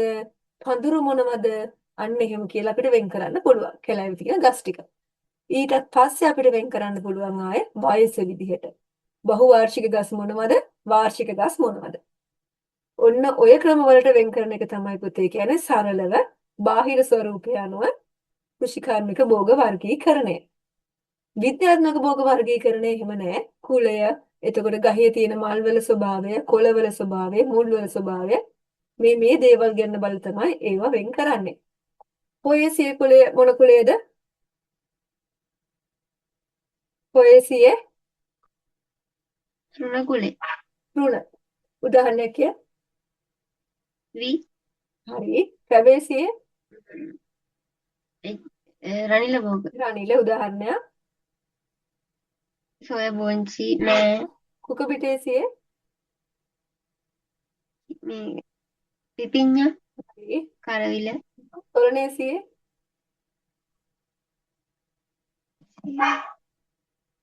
බටු අන්න හරි. තක්කඩි විදිහේ බටු හරිස් ඒවා. මැල්දේසියේ බණ්ඩක්කා කපු. ඇරිකේසියේ එච්චර එහෙම තියාගන්නේ. ඇරිකේසියේ පුවක් වලට ඉංග්‍රීසි වලින් කියන්නේ මොකද්ද? ඇරි කරන්නේ. ඒක පුවක් වලට කියන්නේ ඇරිකනත්. හරිද? ඔන්න ඔය ටික කියන්නේ මේකට. ඇරිකේසියේ ඇරිකන, ඇරිකේසිය වලට පුවක් පොල් තාල වර්ගයේ ගස් ටික.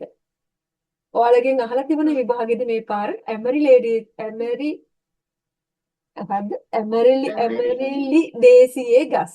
ඒ කියන්නේ ලූණු ලීක්ස් ඒ වගේ බල්බ තියෙන ගස් ටික. හරිද? ද්විපද නාමකරණයෙන් අපි ලකුණු කරනකොට කොහොමද අපි නමයක් ලකුණු කරන්නේ? ටයිප් කරනවා නම් කොහොමද? මේ ඇල කරලා ඉටලික් අකුරු ඇල කරලා ලියනවා නම් අපි නිකන් සාමාන්‍යයෙන් පළවෙනි අකුරු කැපිටල් කරලා අනිත් ඒවා සිම්පල් කරලා ලියලා වෙන වෙනම යටින් ඉරි දෙකක් ගන්නවා. හරි. ඔය ටික හොඳට තියාගන්න. භෝග වර්ගීකරණය කෝණයයි මොකද්ද වැදගත්කම?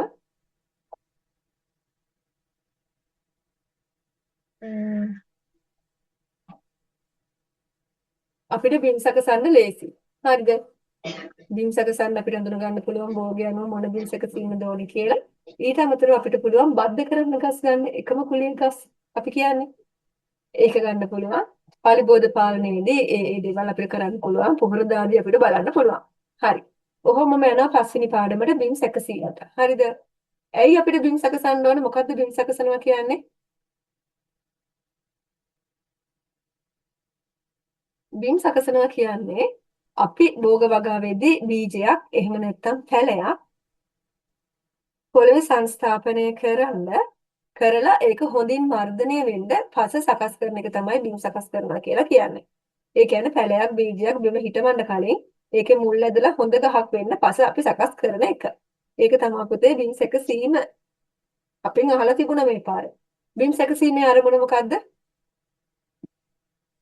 ඇයි අපිට බිම් සකසන්න ඕනේ? ඇයි අපි පොහොර හාන්නේ? යොදන්න. ඈ? පාර්සලට පොහොර යොදන්න. හා අපිට පොහොල මිශ්‍ර කරන්න පුළුවන්. පලිබෝධ පාලනය කරන්න පුළුවන්. උදාහරණ ඔය හානකොට ට්‍රැක්ටර් පිටිපස්සේ කොක්කු යන්නේ. ඊට පස්සේ ජල වහනය දියුණු කරන්න පුළුවන්. ගල් මුල් ආදී අයින් කරන්න පුළුවන්. මුල් පද්ධතිය පතිරෙන්න පහසු කරන්න. අන්න හරි. බිම් සැකසීමේ මූලික පියවරවල් දෙක මොකද්ද?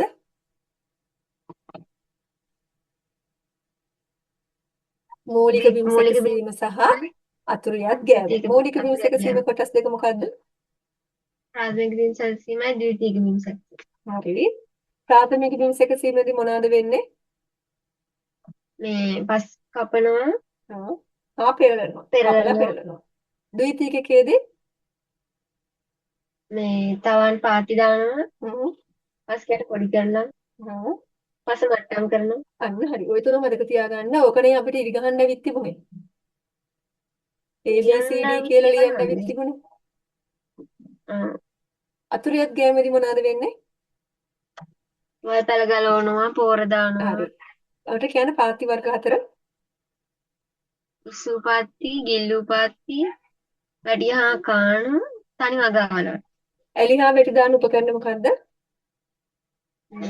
රිජරේ රිජරය. පොල් හිටවන සයිස් එක කීයද වලේ ප්‍රමාණය? 93 3ක්. හරිද? ඒ කියන්නේ අඩි 3 වලවල් 3ක්.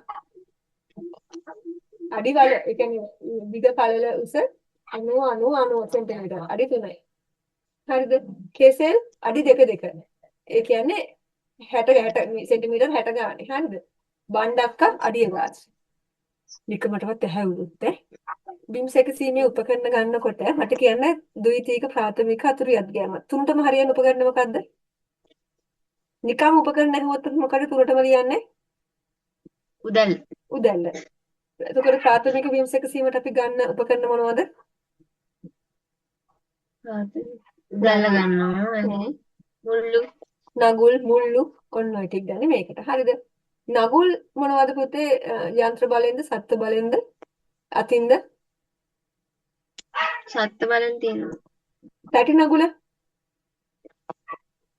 ඒක මේ යන්ත්‍රයක්. යන්ත්‍ර ට්‍රැක්ටර් ඩේට් සෙට් කරනවා. හැඩලෑලි නගුල ඒකත් ජපන් යන්ත්‍රයක්. පරිවර්තය. ඔව් ජපන් පරිවර්තය. ඒක අතින්නේ. නෑ යන්ත්‍ර. ඒකත් යන්ත්‍රය. භ්‍රමණ පෝරුව එහෙම නැත්නම් රොටවේටරේ. යන්ත්‍ර. කොකු නගුල. යන්ත්‍ර වලින් ඔව් යන්ත්‍ර. ද්විතීයික බිම් සැකසීමට අපි ගන්න මොනවද? ඒකටත් උදැල්ල ගන්නවා. හ්ම්. රිජරේ ගන්නවා. පෝරු. වෙලේ ඔය පෝරු ගන්නවා කියන්නේ. ඒකට පෝරු අරකට නගුල මේකට පෝරු. අතුරියත් ගන්න.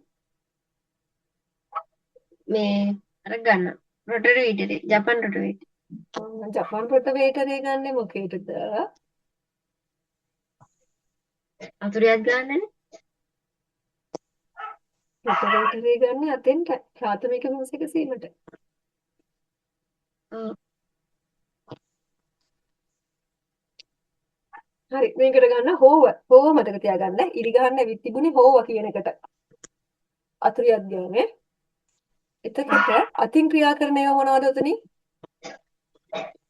උපකරණ උදැල්ල, මුල්ලු, රේක, අත්පෝරුව, ජපන් රොටරි වීඩරේ ඒවා ටික අතින් පුතේ. අත්තිස්කොප් වගේ මෙහෙවුව අතින් භාවිතා ඔය මේ බිම් සැකසීමට අතින් භාවිතා කරන්න මොනවද කියලා ඔය ටික. අත් මුල්ලුව, අත්පෝරුව, උදැල්ල, මුල්ලු, රේකේ ඔය ටික. සත්ත්ව බලෙන් ක්‍රියා කරන්න පුතේ දේශීය ගැමි නගුල, එනදත් පෝරුව, යකඩ නගුල සැහැල්ලු ඔන්න ඔය ටික. යන්ත්‍ර බලයෙන් තමයි තැටි නගුල, හැඩලෑලි නගුල, රොටවේටරේ, ජපන් පරිවර්තයක, තලපෝරුව අපි මේක කරගෙන යන්නේ. හරි. ඊට පස්සේ ඒ ටික එහෙම වෙද්දී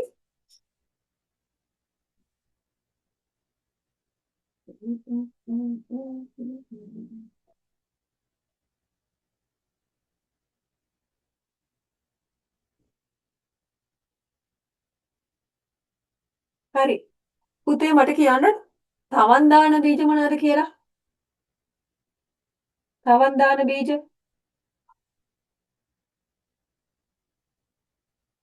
මොනවද අපි තවන් බඩු දාන්නේ?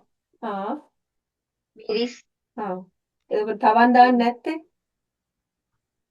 වට්ටක්කා පතෝල එහෙම දානකොට අපි මොකක්ද බලන්නේ? තවන් දානවද නැද්ද කියලා බලන්නේ බීජේ මොකක් දිහා බලලාද? සයිස් එක. හරි ප්‍රමාණයෙන් පොඩි බීජ වපුරනවා. එහෙම නැත්නම් මේ ඔව්, ප්‍රමාණය වපුරනවා. වපුරන්නේ නැහැ, තවන් දාන්නේ නැහැ මොනවාද? ලොකු බීජ ප්‍රමාණය. එතකොට අපි පැලයක් සංස්ථාපනය කරනකොට නියමිත පරතරයක් තියන්න ඕනේ කියලා කියනවා. ඇයි ඒ? අපිට ඉතින් ඔහේ හිටවන්න පුළුවන්. මුලාරදනේද මේ වෙන්න තව ඇයි මේ ශාකතර තරංකාරීත්වය අඩු කරන්න එක එක සාධක වලට ආයේ හරි. මේ පෝරය දෙන එක පහසු කරන්න එක ගහකින් තව ගහකට ඇතිවන සෙවන අපිට එතනින් පාලනය කරන්න පුළුවන්. තව අපිට බීජ ප්‍රරෝහණය වෙන එක අපිට වේගවත් කරන්න පුළුවන්. හරි. පරිබෝධ හානිය අවම කරන්න පුළුවන් ওই ටික. ඔයාලගෙන් මේක අහලා තිබුණ කලින් පේපර් එකේ. අපි පැල හිටවනකොට ඒ කියන්නේ තවන් කරලා ගත්තු පැල හිටවනකොට තවන් කරලා ගත්තු පැල හිටවනකොට මොනවද හිටවන ක්‍රම? මොන විදිහටද හිටවන්නේ? ඒක හැමෝගෙම වැරදුනා. අපි තමානකින් ගන්න පැල හිටවන්නේ කොහොමද? පොල් පැල ටික හිටවන්නේ කොහොමද? කෙහෙල් පැල ටික හිටවන්නේ කොහොමද? මොකක්ද ඒකට තියන්නේ?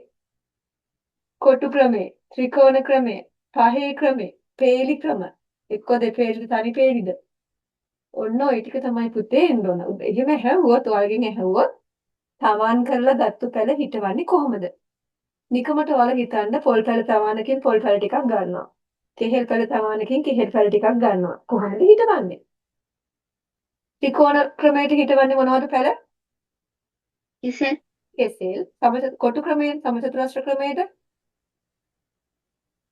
අඹ, දොඩම්, ඒවා පහේ ක්‍රමයට ඒත් කෙහෙල් ගන්න. කෙසෙල් පේලි ක්‍රමය ගන්නකොට තනි පේලියට හිටවන්නේ මොනවද? අන්නාසි බඩ ඉරිඟු, අන්නාසි, දෙපේලි. ඔයාලා දැකලා තියෙනවද අන්නාසි එකම පොලිමේ ගස් දෙකක් දෙපැත්තට ගහලා හිටවන්නේ? මොටය දෙන්නෙක් දෙපැත්තට ගහනවා. ඒක දෙපේලි. වපුරද්දී අපිට ක්‍රම දෙකයි වපුරද්දී අහඹු ලෙස වපුරනවා. එහෙම නැත්නම් පොලිමට වපුරනවා. පොලිමට වපුරන්න ගන්න මැෂින් එක මොකද්ද? උපකරණය මොකද්ද? මේ මඩ බීජයක් අන්න හරි. ඒක FMRC එක. හරි. එතකොට බිම්සක සීමේ පාඩමත් ඔන්න ඒ විදිහට ඩෝන් ගාලා ඉවර කරනවා. පස්වෙනි පාඩම. හයවෙනි පාඩමට ගියොත් තවාණක් කියන්නේ මොකද්ද? තවාණක් කියන්නේ මොකද්ද? අංජන මතකයිද? තවාණක් කියන්නේ මොකද්ද? තවනක් කියන්නේ අපි බීජ එහෙම නැත්නම් වර්ධක කොටස් හිටවලා ඒවා ඒ කියන්නේ බීජයක් එහෙම නැත්නම් රෝපණ ද්‍රව්‍යයක් හිටවලා ඒක ශේෂ්ත්‍රයේ හිටවන්න පුළුවන් මට්ටමට එනකම් අපි රැක බලා ගන්න ස්ථානය. ඕක තමයි තමානක් කියලා කියන්නේ. තමානක් අපි ගන්නකොට හදනකොට මොනවද සලකලා බලන කරුණු සුදුසු ස්ථානයක් තෝරද්දී මේකම පුතේ ඔයාලා ඔහොම මතක තියාගන්න ඔයාලකින් ඇහුවොත් ගව මඩුවක් හදද්දි සලකලා බලන්න ඕනේ කරුණු කුකුල් කොටුවක් හදද්දි සලකලා බලන්න ඕන කරුණු ඒවත් එක්කම බලන්න. එතකොට කොම්පෝස්ට් පොහොර හදද්දි තැන කොහොමද අපි සලකලා බලන්න ඕන කරුණු ওই ස්ථානයක් බලද්දි ඒකම තමයි මේක. ඔක්කොටම එකම උත්තරේ මතක තියාගන්න. මතක තියාගන්න හොඳ ජල වහනයක් තියෙන්න ඕනේ. ජලය ගන්න පුළුවන් තැනක් තියෙන්න ඕනේ. ප්‍රවාහන පහසුකම් හොඳට තියෙන්න ඕනේ. හොඳට හිරු එළිය වැටෙන ස්ථානයක් තියෙන්න ඕනේ. නිතරම අවධානය යොමු කරන්න පුළුවන් ස්ථානයක් වෙන්න ඕනේ. ඔය සේරටම ඔය උත්තර ටික මතක තියාගන්න. ගව කොටුවක් හදද්දි මොනවද සලකලා බලන්න ඕන කරුණු? කුකුල් කොටුවක් හදද්දි සලකලා බලන්න ඕන කරුණු මොනවද? කොම්පෝස්ට් පොහොර හදන්න තැනක් හොයද්දි සලකලා බලන්න ඕන කරුණු මොනවද? ඒ වගේම තමානක් දාද්දි අපි සලකලා බලන්න ඕනේ කරුණු මොනවද? මොන දේ හුවත් ওই ටික ලියන්න. හොඳ ජල වහනයක් තියෙන්න ඕනේ. වෙන මොනවාද? ප්‍රවාහන පහසුකම් හොඳට තියෙන්න ඕනේ. හොඳට හිරු එළිය වැටෙන්න ඕනේ. වෙන මොනවාද? විතරම අවධානයක් යොමු කරන්න ඕනේ. තව බිම්මේ ආරක්ෂාව හොඳට තියෙන්න ඕන. හරි. එකම ටික මතක තියාගන්න ගොඩක් මතක තියාගන්න බෑ. ඇයි අපිට තවානක් ඕනේ?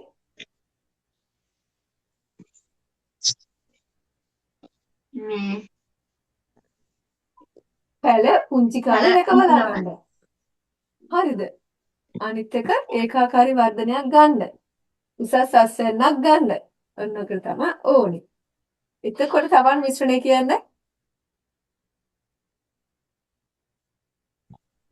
මත පිටපස්සේ කොම්පෝස්ට් එකට එක අනුපාතය.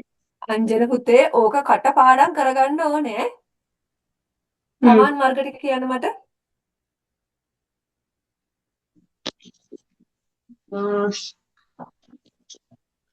උත්සුපාප්ති තමන් හරි උස්සු හරි ඒක හරි අපි ඒවට කියපු පුතේ තමන් පාත්ති කියලා. තමන් පාත්ති තමයි කොටස් දෙකකට බෙදෙන්නේ උස්සු පාත්ති සහ ගිල්ලු පාත්ති විදිහට. වෙන ඇයියනේ ඔයාලා තමන් දැම්මේ මතකද? පැටි තමාන අර කළු පාට ට්‍රේ එක දැම්මේ.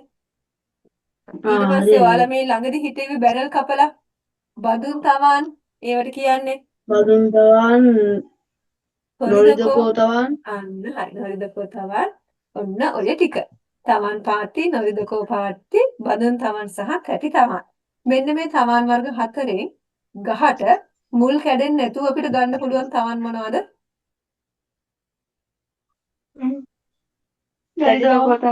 නොරිදකෝ එක. මේ අපි උස්සූපාත්ති හදනකොට උස්සූපාත්තියේ උස කීයද පුතේ? කාටද මතක? උස්සූපාත්තියේ උස සෙන්ටිමීටර් 5ද? සෙන්ටිමීටර් 15යි. 15යි. ඔය 15න් උඩ පහ මොකද්ද?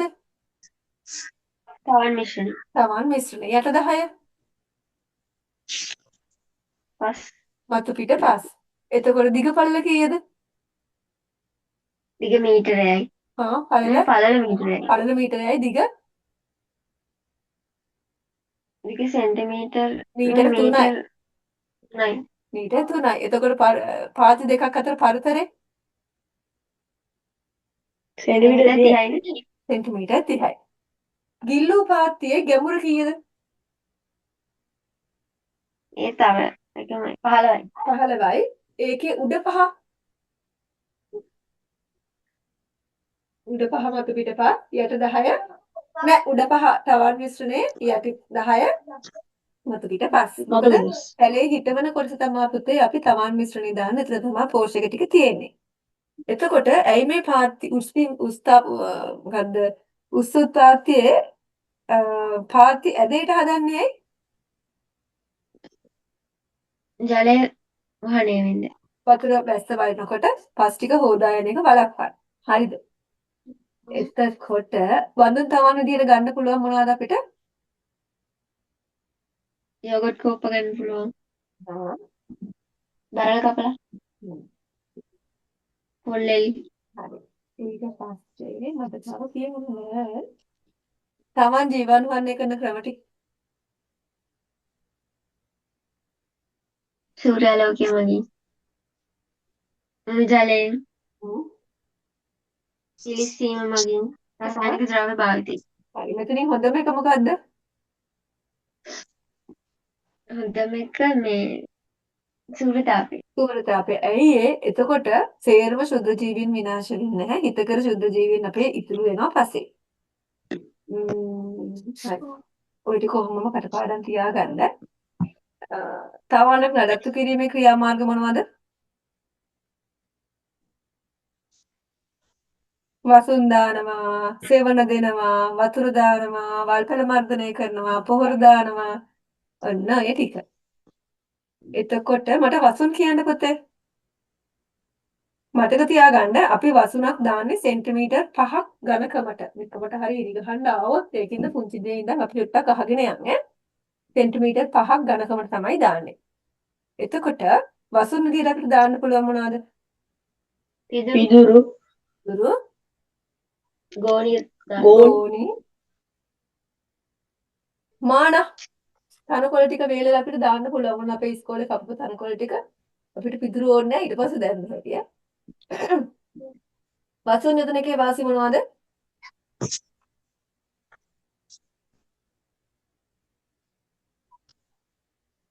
වල්පල මතු වල්පැල මතුවේ කාලය මර්ධනය. වෙනවා. අන්න හරි. වල්පැල මර්ධනය වෙනවා. වෙන කුරුල්ලන්ගේ බීජ වලට වෙන හානියම ඔව් වෙනවා. නැත්තම් උන් ඇවිල්ලා අරගෙන යනවානේ. කුරුල්ලන්ගෙන් බීජ ඇයි වලට පාංශු ආරක්ෂා. කාදනේ පාංශුකාදනය වළක්වනවා. අනිත් එක බීජ ප්‍රරෝහණයට වන තෙතමනයයි උෂ්ණත්වයයි ඔන්න දෙන්න. ඊට පස්සේ දැන් කියන්න මට ඉතුරු ටික නම් අවුලක් නෑ නේද? හ්ම්.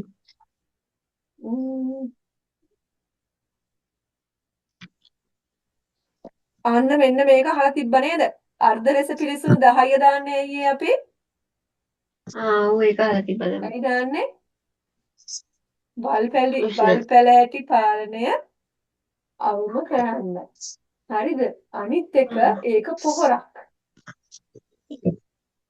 ඔන්න ඔය දෙක මතක තියාගන්න. ඊට පස්සේ කොහොමද මතක් කරන්න මොනවද තවද ක්‍රීඩින්නේ කියලා. හරි. 7 වෙනි පාඩමට තව වෙලා තියෙන එකේ අපි යම් පටස් ගාලා. භෝග වගාවේ ජල කළමනාකරණය. ආයෙත් මේකේ අහන්නේ පුතේ භෝග වගාවට වතුරින් ඇති ප්‍රයෝජන කියලා. ඔයාලා ඒකට ඔයාලට මතකද පාංශු ජලයේ ඇති වැදගත්කම මම කලින් ඇහුවා. ඒ ටික මතකද? පාංශු ජනනයට, ශුද්ධ ජීවීන්ට, එතකොට ශාක මුල් ශාකයට නොවේ ටික. එතකොට භෝග වගාවට ජලයේ තියෙන ප්‍රයෝජනත් ඔය වගේම මතක තියාගත්ත හැකි. බීජ ප්‍රරෝහණයට. එතකොට සාර වතුරේ හැදෙන ගස් කූඩලු ගස් එහෙම කෙලින් ඉන්න සන්ධාරක ගුණයට මොනවද ඕනේ? වතුර. අර සමහර ගස්වල සන්ධාරක ගුණයට. අනිත් එක බිම් සකසන්න පහසුවට. අපි ওই ඉස්කෝලේ වුණත් බිම් සකසද්දි මම හැමතිස්සෙම කෑ ගහන වතුර ටිකක් දාන්න කියලා. නැත්තම් දූවිලිනේ. ඒකින්ද බිම් සකසන්නත් අපිට වතුර ටිකක් ඕනේ. තව මොනවාද? ශාක පෝෂක අවශෝෂණයට, සමහර බීජ ව්‍යාප්තියට අපි අනේ ඉස්සරගේ ඉගෙන ගන්න වතුරින් ව්‍යාප්ත වෙන බීජ මොනවද? එහෙම කී. ඔන්න ඔය ටික. බීජ පැල හිටවන්න කලින් අපි වතුර දානවා, පෝර දාලා අපි වතුර ටිකක් දානවා. ඔන්න ඔය දේවල් ටික අපි ලියන්න. භෝග වගාවට ජල කළමනාකරණයේ උපාය මාර්ග මොනවද? කොටස් තුනක් තියෙන්නේ. මොනවද? පාංශු ජල සංරක්ෂණය, හරි. අනිත් එක ජල සම්පාදනය, ජල ජලවහනය. වහනය. ඒ කියන්නේ තියෙන වතුර ටික අපි පරිස්සම් කර ගන්නවා. අනිත් එක තමයි වතුර නැත්තම් අපි වතුර ටිකක් දානවා. අනිත් එක තමයි වැඩිපුර තියෙන වතුර ටික අපි අයින් කරනවා. පාංශු ජල සංරක්ෂණය කියන්නේ තියෙන වතුර ටික අපි පරිස්සම් කර ගන්නවා. කොහොමද අපිට පරිස්සම් කර ගන්න පුළුවන්? පාංශු ජල සංරක්ෂණය කරන්න පුළුවන් කොහොමද? වසුන් දාලා හා සේදනාම කරගන්න පුළුවන්. ආයේ පසට කාබනික ද්‍රව්‍ය එකතු කරන්න පුළුවන්. ආවරණ භෝග වවන්න පුළුවන්. වල් පැලෑටි අයින් කරන්න පුළුවන්. ඔයක්කෝ වගේ වසුන් දාන්න පුළුවන්. වෙන අනවශ්‍ය අතු අපිට කපලා අයින් කරන්න පුළුවන්. එතකොට උත්සේදනයේ නැතු වෙනවා. පසින් ජලයේ ඉවත් වෙන ක්‍රම මොනවද පුතේ? ගැඹුරු ඇසීමයි උත්සේදනයයි ගැඹුරු ඇසීමයි ගැඹුරු ඇසීම වාෂ්පීකරණය. වාෂ්පීකරණය. අන්න හරි. ඊට පස්සේ අපි භෝගයකට වතුර දානකොට සැලකිලිමත් වෙන්න ඕනේ කරුණ මොනවද? මෙන්න මේ ටිකම පුතේ ඔහොමම මතක තියාගන්න. ඔයාලගෙන් අහනවා ජල සම්පාදන ක්‍රමයක් තීරණය කරද්දී සැලකිලිමත් වෙන්න ඕනේ කරුණු. හරි මේක තමයි. මොනවද අපි සැලකිලිමත් වෙන්න ඕනේ කරුණු? විභාගෙදී අහලා තිබුණා. වගාවලදී භෝගේ හරි. වගා පසේ කරලා ස්වභාවය තියෙන භෝග මොකක්ද? පසේ ස්වභාවය මොකද්ද? වෙලි පසක්ද මැටි පසක්ද? හා තව වැටිපස. වෙන අපි වතුර දාන්නේ ඇයි? මොකද දාන අරමුණ. එක්ක තනකොළ නැති කරන්නද? පලිබෝධ හානි වළක්වන්නද? මොකේද? වෙන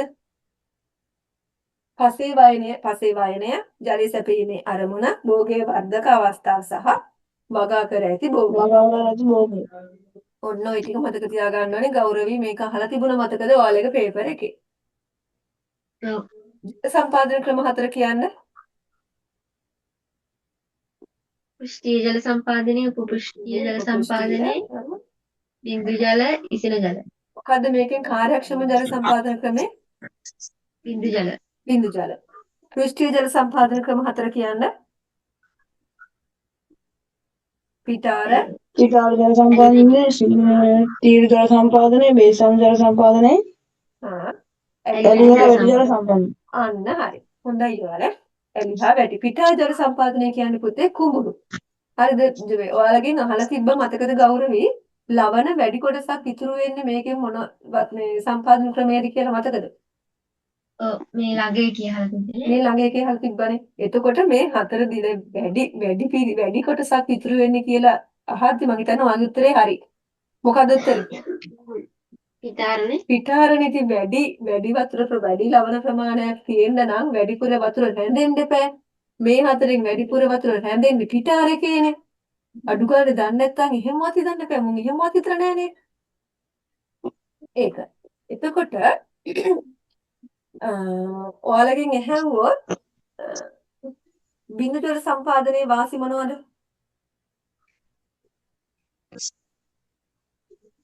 බිඳු ජල අපිට වතුරත් එක්ක පොහොර ටික මිශ්‍ර කරලා යවන්න පුළුවන්. තව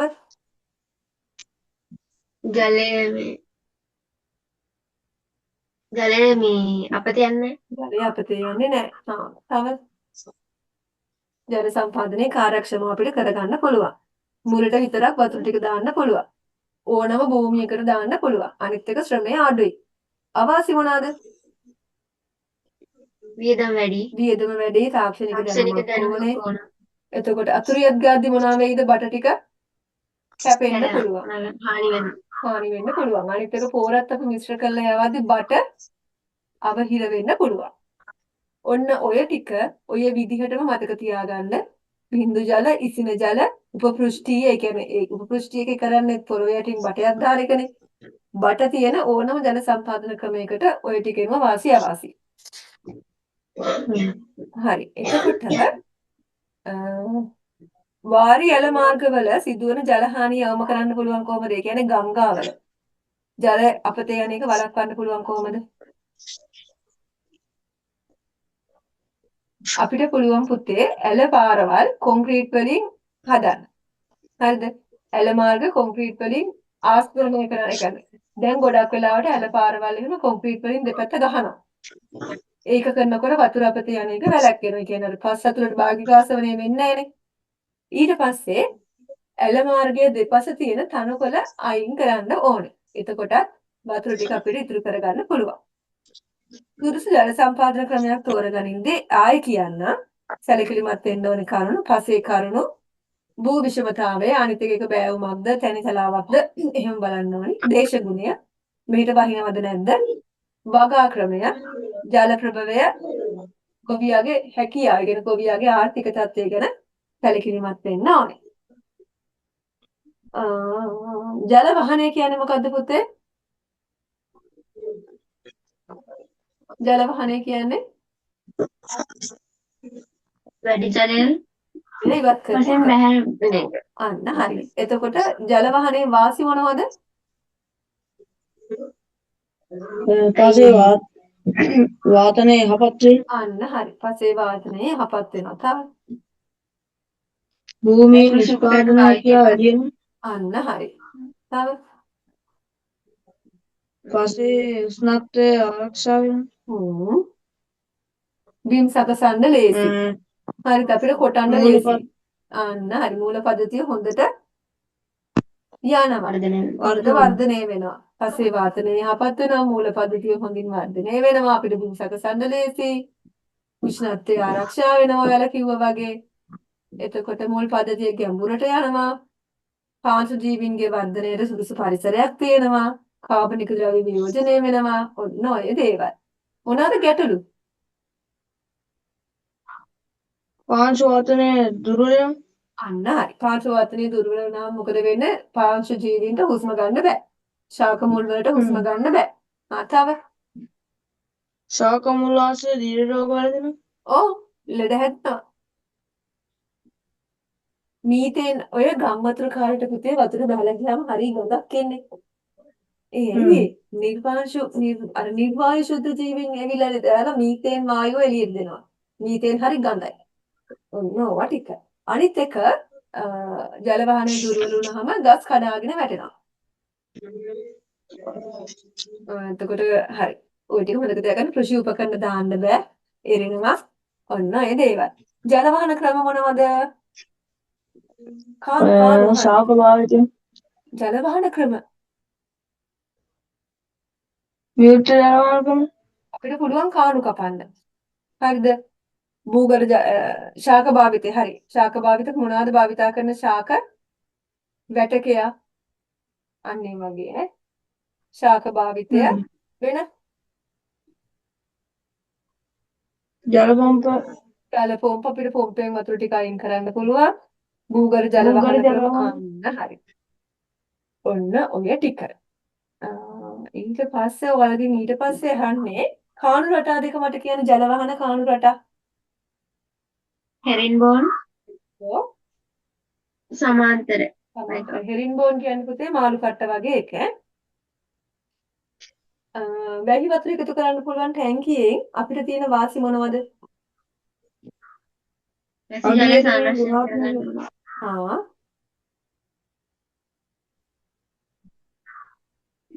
අපිට පිරිසිදු වතුර හම්බ වෙනවා. ඒවා අපිට ගෙදර වැඩවලට ගන්න පුළුවන්. ගොවිතැන් කටයුතු වලට ගන්න පුළුවන්. ඒ වගේ දේවල්. ඊට පස්සේ මට කියන්න මහා පෝෂක ටික. CHONT CHONPKCANGS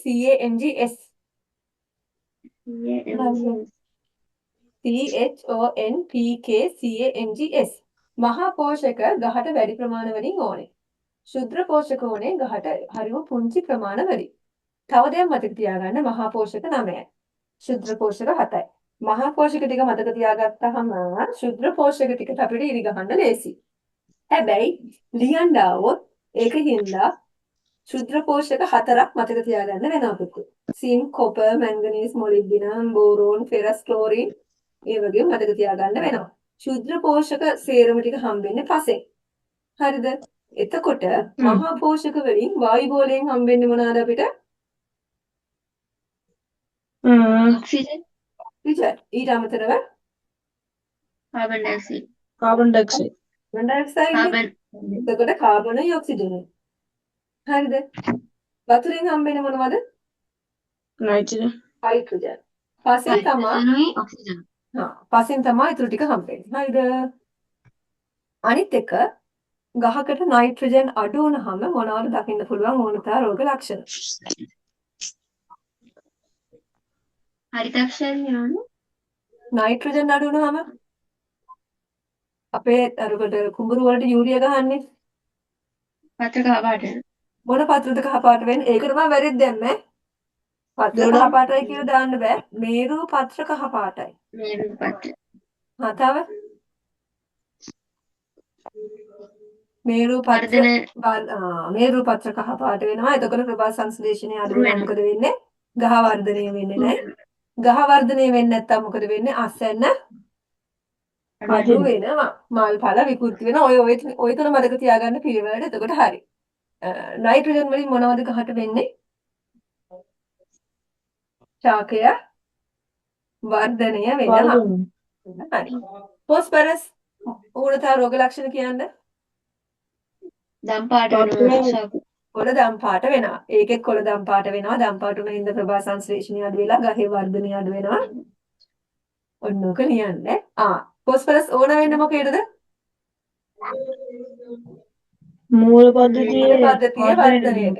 ෆොස්ෆරස් අඩු වෙනවා කියන්නේ මුල් හටගන්නේ නැහැ. මුල් වර්ධනයත් අඩු වෙනවා. ඔන්න ලියාගන්න. හදලා ලියන්න. ෆොස්ෆරස් එන්නේ මුල් වලට. ෆොස්ෆරස් අඩු වුණාම මුල් හැදෙන්නේ නැහැ, අඩු වෙනවා. පොටෑසියම් මොනවාටද ඕනේ ගහේ? පුෂ්පීකරණයට. අන්න හරි. මලුයි ගෙඩි ඇති වෙන්න. එතකොට මොනවාද ඒකේ ඕනතා රෝග ලක්ෂණ? පත්‍රදාර කහ පාට. අන්න හරි. පත්‍රදාර කහ පාට වෙනවා. ඊට පස්සේ පොහොර වර්ග දෙකක් තියෙනවා. කාබනික පොහොර සහ රසායනික පොහොර. හරියට අපේ මේ වෛද්‍ය ශාස්ත්‍රය වගේ. ආයුර්වේද සහ බටහිර වෛද්‍ය විද්‍යාව කියලා තියෙන්නේ අන්න ඒ වගේ. ආයුර්වේද වගේ කාබනික, බටහිර වගේ රසායනික. කාබනික පොහොර වර්ග ටික මට කියන්න පුතේ. කොළ පොහොර, කොම්පොස්ට්, සත්ව පොහොර, දියර පොහොර. අන්න හරි. කාබනික පොහොර වල වැදගත්කම මොනවද? ගලවහනේ දියුණු කරනවා. අන්න හරි. තව සුදු ජීවීන්ට හිතකරයි. පසේ සුදුජීවීන් දහන වැඩි කරනවා. ඇයි අනේ අපි දැම්ම නේද? පසේ අර ශාරීය පසකර මේ කොම්පෝස්ට් දැම්ම නේද? කාබනික ද්‍රව්‍ය. pH අගේ යාමනය කරන්න. ඕවා ලියන්න පාඩම් කරපුවා. pH අගේ යාමනයට වෙන මේකේ පුතේ කාබනික පොහොර වල ශාක පෝෂණයට ඕන සේරම පෝෂක වර්ග ටික තියෙනවා. හරිද? හොඳට මතක තියාගන්න.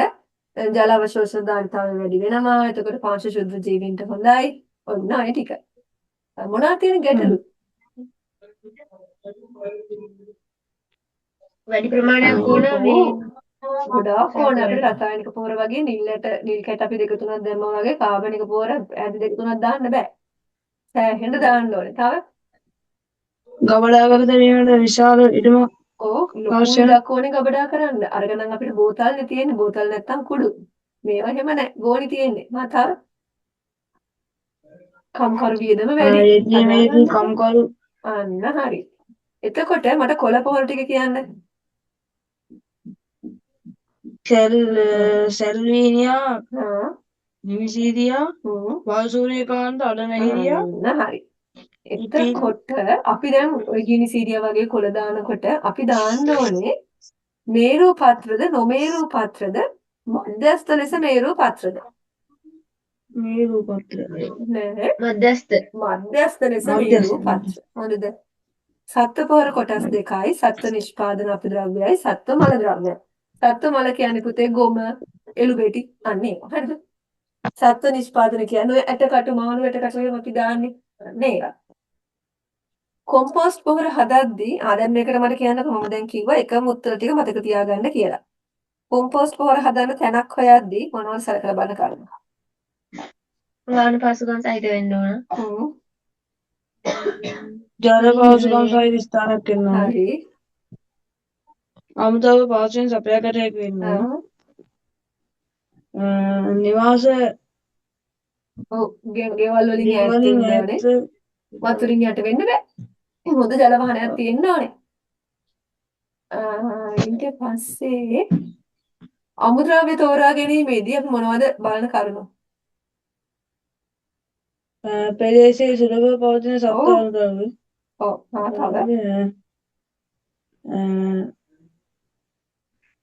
වැසීමට කළු පොලිතින්. හරිද? කොම්පෝස්ට් හදන ක්‍රම ටික කියන්න. වල ක්‍රමය, ගොඩ ක්‍රමය, කොටුරාමු ක්‍රමය, බැරර ක්‍රමය. මෙතනින් වාණිජ මට්ටමින් කරන්න පුළුවන් ක්‍රම මොනවද? ගොඩ ක්‍රමය. හරි. ගෙදරට හොඳ ක්‍රමය කොටුරාමු ක්‍රමය. මුහුම් විදියට දාන්න පුළුවන් මොනවද? මේ කොම්පොස්ට් මේ දාන්නේ හදපු කොම්පොස්ට් ටික. එතකොට අපි ඇයි ඔය ටික දවසකින් දවස් කීපයකට සැරයක් ලොකු උලකින් කොම්පෝස්ට් ගොඩට ඇනලා බලන්නේ? එතමනේ කියලා. හරි. ඇයි අපි කළු පොලිතීන් එහෙම නැත්නම් පොල්ලතු වලින් ගොඩ වහන්නේ? වාත ලැබීමේදී කොම්පෝස්ට් උෂ්ණත්වය ආරක්ෂා කරගන්න. අන්න හරි. ඊට පස්සේ වාසය ටික මම අහන්නේ නැහැ මතකයි කියලා හිතලා. හරිද? දැන් යූරියා වල ලක්ෂණ කියන්නේ යූරියා වල අඩංගු වෙන මං කෑවනේ. ඇහෙවි ප්‍රශ්නයක්. නයිට්‍රජන් අඩංගු පොහොර කියන්නේ? යූරියයි ආ ඇමෝනියම් සල්ෆේට්. හරි ලක්ෂණ කියන්නේ යූරියා වල සුදු පාට ස්පටික ආ ජලය හොඳින් දිය වෙනවා. ආ ජලය දියනකොට සිසිල් වෙනවා. පුතේ මේක විනාඩි 10කින් ඉවරයි. මං ආයේ හදලා නැහැ මීටින් එකක් ඈ. ආයේ අපි ළඟදි දවසක ටික ඉවර කරමු. හා වතුර හොඳින් දිය වෙනවා. හරි. එතකොට ෆොස්ෆරස් අඩංගු පොහොර මොනවද? ප්‍රොපොස්පේට් හා ලක්ෂණ TSP. හරි ලක්ෂණ පාට සුදු පාට. දුක් පාටයි. TSP ලාල් වල පාට. අන්න හරි. අර ගම්බිරිස්සරි වේලලා වගේ මං ගෙනාවේ. වෙන ඒව වතුර දිය වෙනවද? නෑ මදක් දිය වේ. මදක්. මදක් තියෙනවා. එතකොට පොටෑසියම් අඩංගු පොහොර මොකන්ද? Muriate of potash, sulfate of potash. අන්න හරි. මොකද්ද පාට? රතු දුඹුරු පැහැති. රතු දුඹුරු කුඩා ස්පටික වතුර දිය වෙනවද? ඔව්. හොඳින් දිය වේ. හොඳින් දිය වේ. රසායනික පොහොර වර්ග දෙකයි පුතේ. ඒකෙත් අමිශ්‍ර පොහොර, එහෙම නැත්නම් ඍජු පොහොර සහ මිශ්‍ර පොහොර. මිශ්‍ර පොහොර කියන්නේ පොහොර වර්ග තුන මිශ්‍ර වෙලා තියෙනවා. එක්ක තුනම එක මිශ්‍ර වෙලා තියෙනවා, එක්ක දෙක දෙක මිශ්‍ර වෙලා තියෙනවා. අමිශ්‍ර පොහොර කියන්නේ අපි දැන් කතා කරපු NPK ටික, TSP, MOP, යූරියා ඒවා මිශ්‍ර වීමක් නැහැ. එතකොට මිශ්‍ර පොහොර කොටස් දෙකයි මම කිව්වා වගේ අර්ධ පොහොර සහ පූර්ණ පොහොර. පූර්ණ පොහොර කියන්නේ මේ තුනම එකට මිශ්‍ර වෙලා. උදාහරණයක් එළවලු පොහොර. හරිද? එළවලු පොහොර මොකද වාර්ෂිකනේ. අවුරුද්දෙන් ඉවරයි. එතකොට තුනම එකට දානවා. හොඳද? අර්ධ පොහොර කියන්නේ එක්ක දෙක දෙක තියෙන. එක්ක යූරියා TSP එහෙම නැත්නම් TSP MOP එහෙම දෙක වගේ තමයි තියෙන්නේ. උදාහරණ විදිහට ගත්තොත් ඔයාලා ලියන්න හැවුවොත් මොනවාද? බණ්ඩි පොහොර. හරිද? එතකොට තව දෙයක් ඔයාලගෙන් ඇහැව්වා පොහොර යොදන ක්‍රම මතකද? ලියලා තිබ්බ නෑ දෙයියන් පිටෙන් එක්කෙනෙක්වත්. පසට පොහොර යොදන ක්‍රම මොනවද? බෙලට දාන්නේ කොහොමද පොහොර? යූරියා ගහන්නේ කොහොමද? ඉසිනවා. තෙවර ඉසිනවා. එතකොට මිරිස් පැල වලට දාන්නේ කොහොමද? පසට යදෙනවා. කොහොමද දාන්නේ? පැලාවට දාන්නේ. මිරිස්, රබර්, පොල් වගේ වට ඔන්න පැලාවට දානවා. පොලිමට දාන් යනවා අන්නාසි දෙපේලිනේ තියෙන්නේ. අන්නාසි බඩේරුව තනි පේලි ඒවට අපි දානවා පොලිමට පොල් ටික දාගෙන යනවා. රබර් වගේ වතු වල වලවල් කපලා වලවල් වලට පොල් ටික දානවා. අනිත් එක අපිට පුළුවන් පුතේ බින්දු ජල ඉසුණු ජලත් එක්ක වතුරත් එක්ක කලවම් කරලා වතුර ටික දාන්න. ඔයාලගෙන් ඇහැවුවොත් පසට පොහොර යොදන ක්‍රම මොනවද? එක ඉසීම දෙක කලවල් කපලා දානවා. ඊට පස්සේ පොලිමට දානවා. පැල වටේ දානවා. වතුරත් එක්ක මිශ්‍ර කරලා දානවා. පොහොර භාවිතය කාර්යක්ෂම කරන්න අපිට මොනවද කරන්න පුළුවන්? පසේ අඩංගු පෝෂක අපිට පුළුවන් පුතේ පොහොර දාලා වතුර ටිකක් දාන්න. හරිද? එතකොට පොහොර දාද්දී සැලකිලිමත් වෙන්න ඕන කරුණු මොනවද? පසේ අඩංගු පෝෂණ ප්‍රමාණය. හරි. දේශගුණික තත්ත්වය. පසේ තෙතමන තත්ත්වය. අන්න හරි. අපි බලන්න ඕනේ පස්සේ අඩංගු පෝෂක ප්‍රමාණය මොනවද අඩු නයිට්‍රජන්ද ෆොස්ෆරස්ද පොටෑසියම්ද මොනවද අඩු පෝෂක ඒක කියලා බලන්න ඕනේ. වහිනවද අවුවද කියලා බලන්න ඕනේ දේශිකුණික තත්ත්වයේ වැස්ස වහිදි දාලා හරියන්නේ නැහැ නේ පෝල් දෙක ඇලේනේ. ඊට පස්සේ පස්සේ තියෙන තෙතමන තත්ත්වය බලන්න ඕනේ. අපි කොහොමද පසට පොහොර දාන්නේ? ඒක බලන්න ඕනේ. ඒකාබද්ධ ශාක පෝෂක කළමනාකරණය කියන්නේ මොකද්ද? මේකත් ඔයාලගෙන් අහලා තිබ්බා. මොකන්ද? මේකෙදි කරන්නේ කාබනික පොහොරයි භෞතික රසායනික ජෛව ලක්ෂණ සංවර්ධනය කර ගැනීමෙන් ලෝකයේ පෝෂක අවශ්‍යතාවය. අන්න හරි. මේක සරලවම කිව්වොත් ඒකාබද්ධ ශාක පෝෂක කළමනාකරණය කියන්නේ කාබනික පොහොරයි රසායනික පොහොරයි දෙකම එකට හාමුවට දාන එක. සරලවම කිව්වොත්. ඊට පස්සේ මට කියන්න අමිශ්‍ර පොහොරය දීමේ වාසි මොනවද? ඒ කියන්නේ යූරිය දාන එක, TSP දාන එක, MOP දාන එකේ වාසි.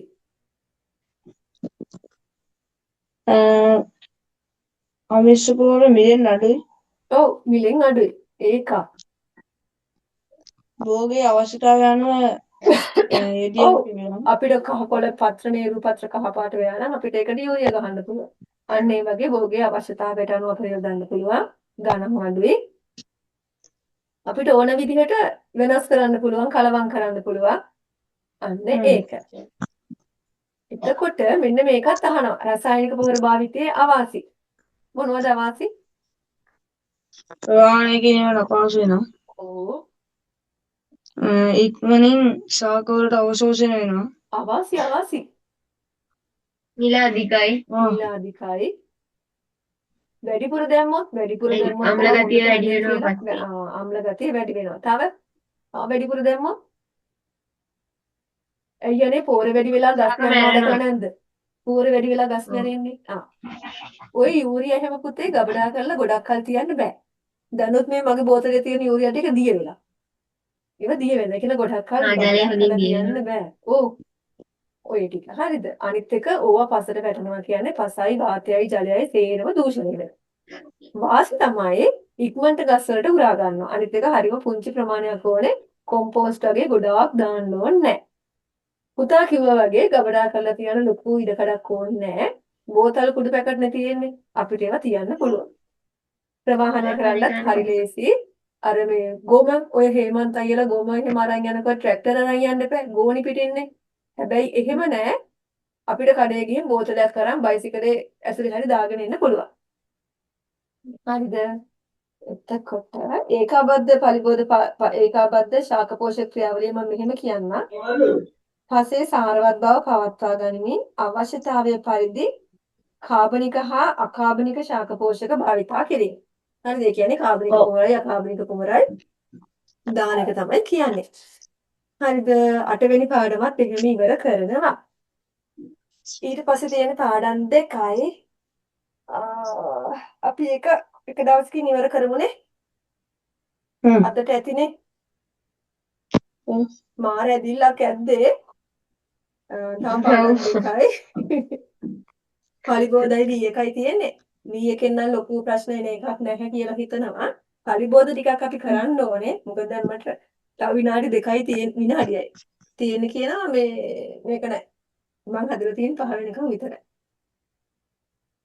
ඒ නිසා හරිද? මේක අපි වෙනම දවසක මේක ප්‍රසන්ටේෂන් එකක් තියෙනවා. දාලා කරමු. හරි පුතේ එහෙනම් හොඳට පාඩම් කරන්න දෙන්නම.